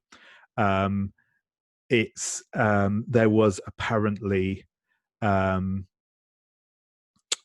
somebody went somebody who had gone missing turned up. Their body was found at the cannery.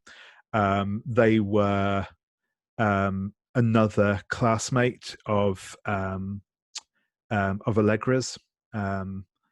So it was a girl called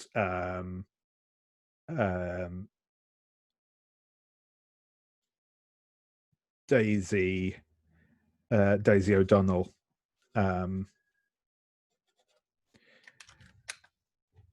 It would have been a few years ago now, sort of about 15 years ago, probably when Allegra was away at university. So yeah, about sort of 15 or so years ago, just over, when this took place. And it looks like I said, it's nothing more than the case files themselves, but it's but yeah, it's, and also she clearly she shouldn't have these, technically speaking. They're still kind of sealed, police files, but she's been provided with them, and the case itself as well was never solved.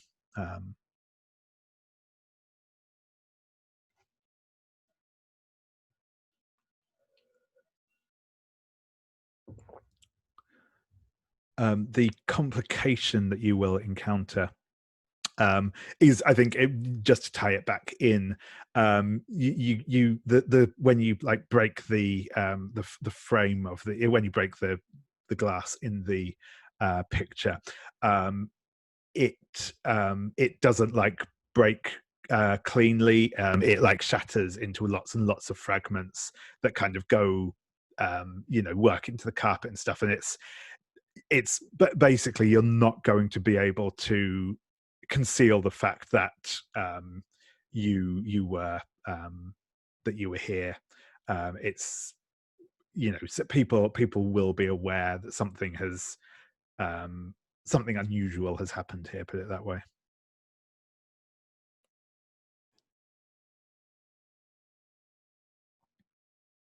I mean, luckily we all wore gloves, as Nellie established.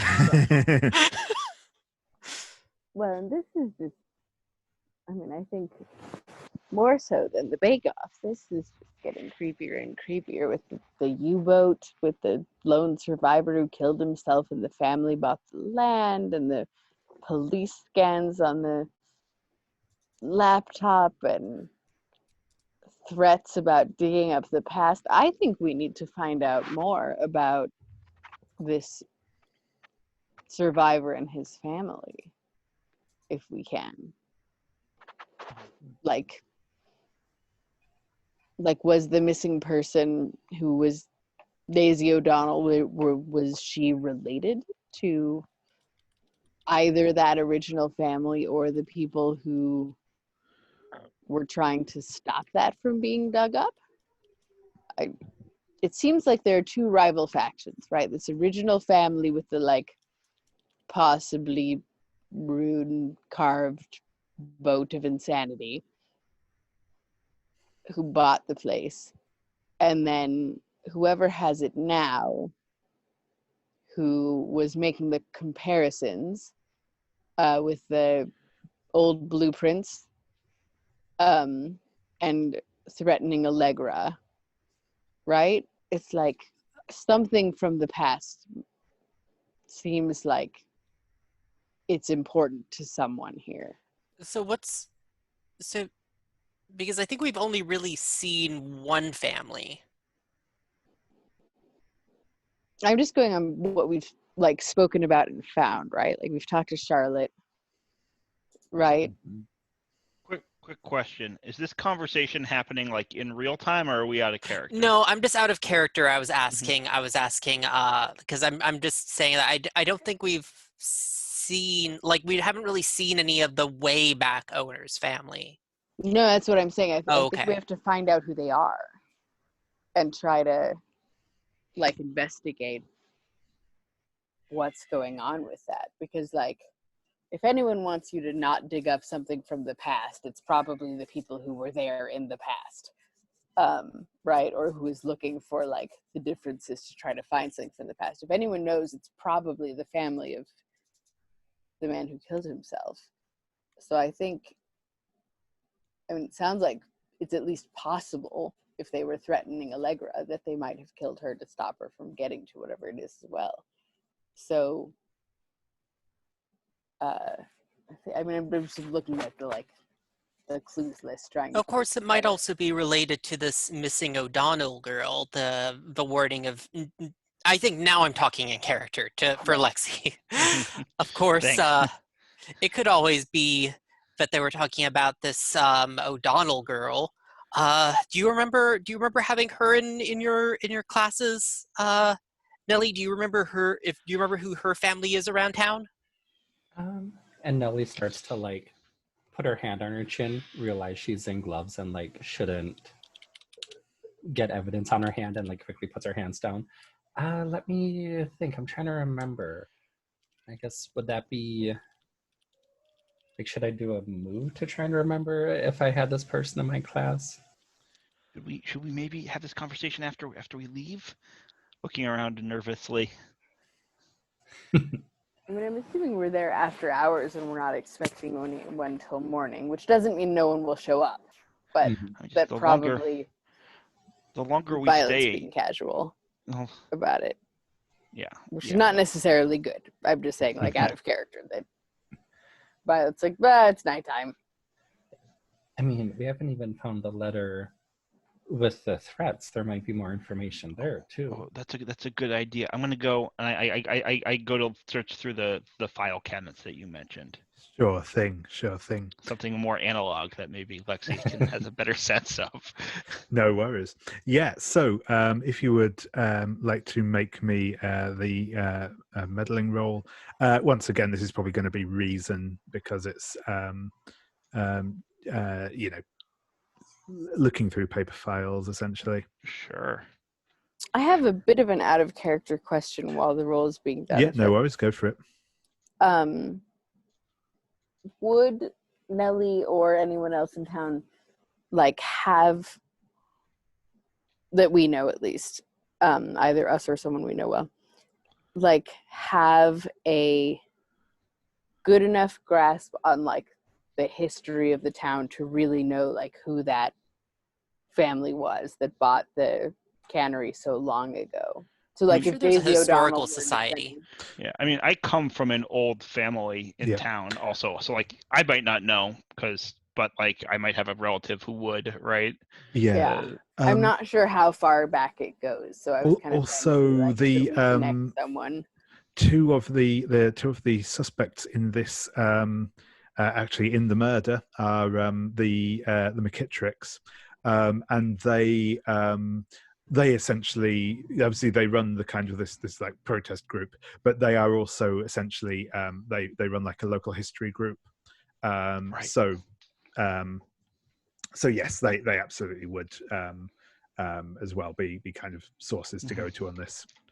So that was a hold on, what was my reason? Either way, it was a natural 8, so it's going to be, it's a 9.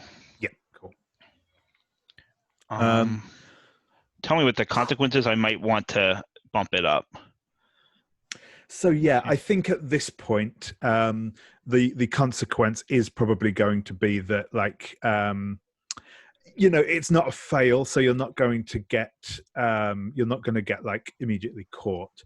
But I think maybe like you, as you're like leafing through the files, I think maybe there's like a it's kind of like a mirror. There's a mirror above this like cabinet, and as you're sort of leafing through, you just see in the mirror the elevator like light flashing up, as someone's obviously just called the lift, and that it's your assumption would be that it's probably the security guard sort of doing his rounds.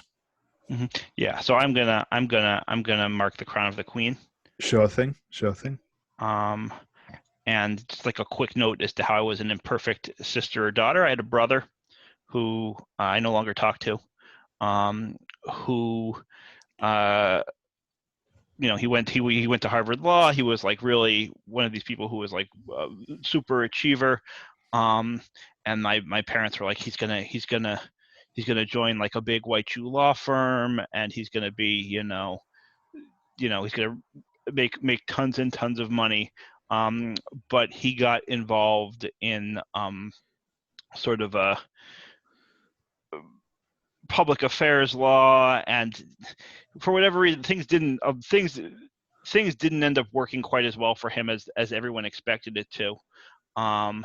And then like he came to me and Bill for money one time because things just weren't working out. And I turned him away. And this is something I still regret. Sure thing.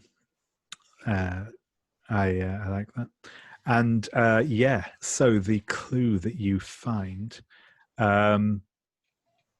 so yeah, I think you will find this the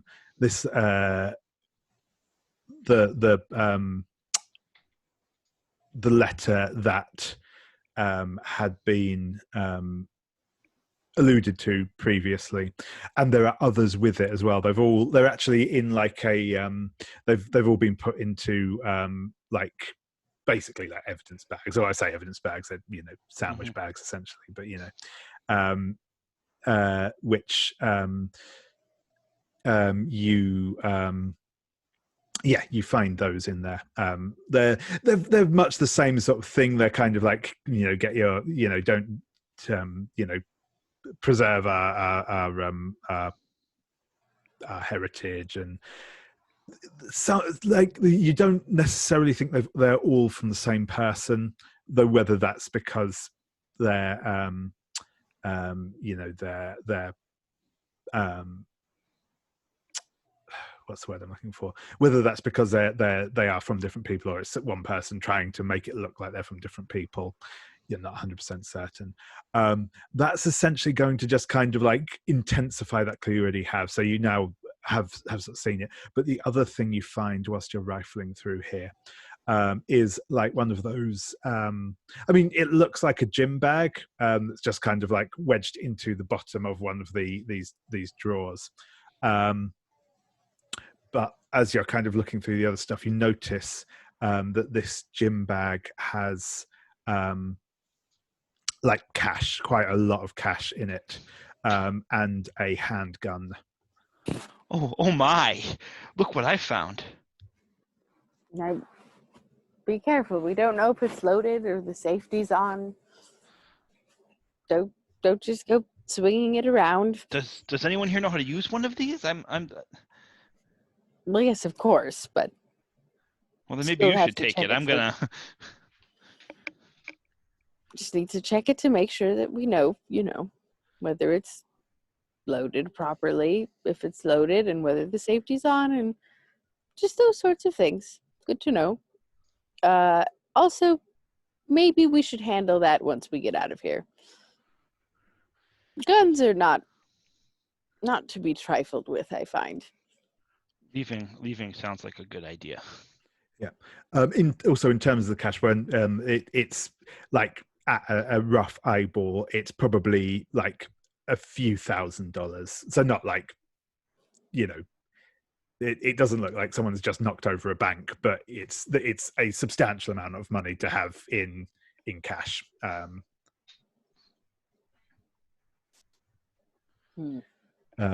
Cool. And I think that's our cue to make our exit, ladies. Yeah. And I think I'm not going to make you make any rolls to get out. I think we'll you had some close shaves there, but you managed to get out okay. What I would like to do just in the last few minutes, I believe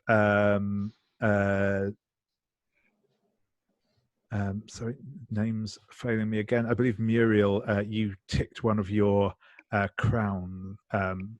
Yeah. So if you would like to give us a little scene on that, and then we'll do the end of session questions, and then we'll wrap up for the evening. Yeah, I just changed the tick because I feel like it'll be more impactful when if I do this one first.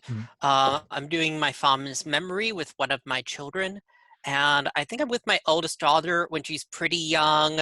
She's still like 6 or 7, and we are like we're baking together, and she throws some flour at me and I throw some at her, and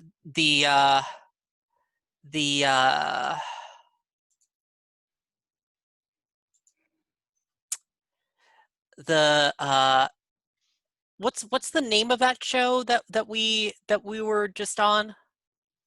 The Jolly Good Baking Show. Yeah, the Jolly Good Baking Show is on, and she like points at Jane and says, "I don't like her," and I'm just like, "Yes, nobody does." I approve.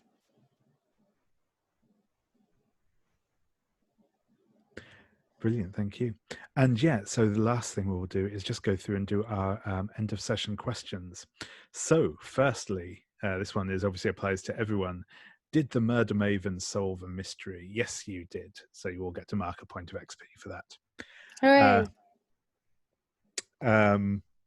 Next, we'll start again. So Violet, did you secretly undermine the authority of a local official? And we did determine that yes, that did it happened off camera, but yeah, we can absolutely have that happen. Cool. And did you show someone that you've still got it? I mean, I feel like climbing on the motorcycle and jumping through the window of the RV is something that I would absolutely agree with that. Yep. Does that mean I get 3 total? That's correct. Yep. Ooh, I'm only 1 away from finally getting that advance I want. Excellent. So Muriel, once again, you got the secretly undermine the authority of a local official, as we discussed. Did you behave like a woman half your age? Yeah, I did some B&E, did some riding on my hog, you know. Yeah, absolutely. So, Lexie, did you share a memory of a late family member? My brother, yes. Yes, indeed. Yep. And did you dote on someone? I do not believe I did. No. No, I think that's right. I can't think of a specific bit there. That was no, definitely did not. Nellie, did you dote on someone? I was gonna say you did dote on Nellie a bit. I can't recall that, but if I did, then what happened?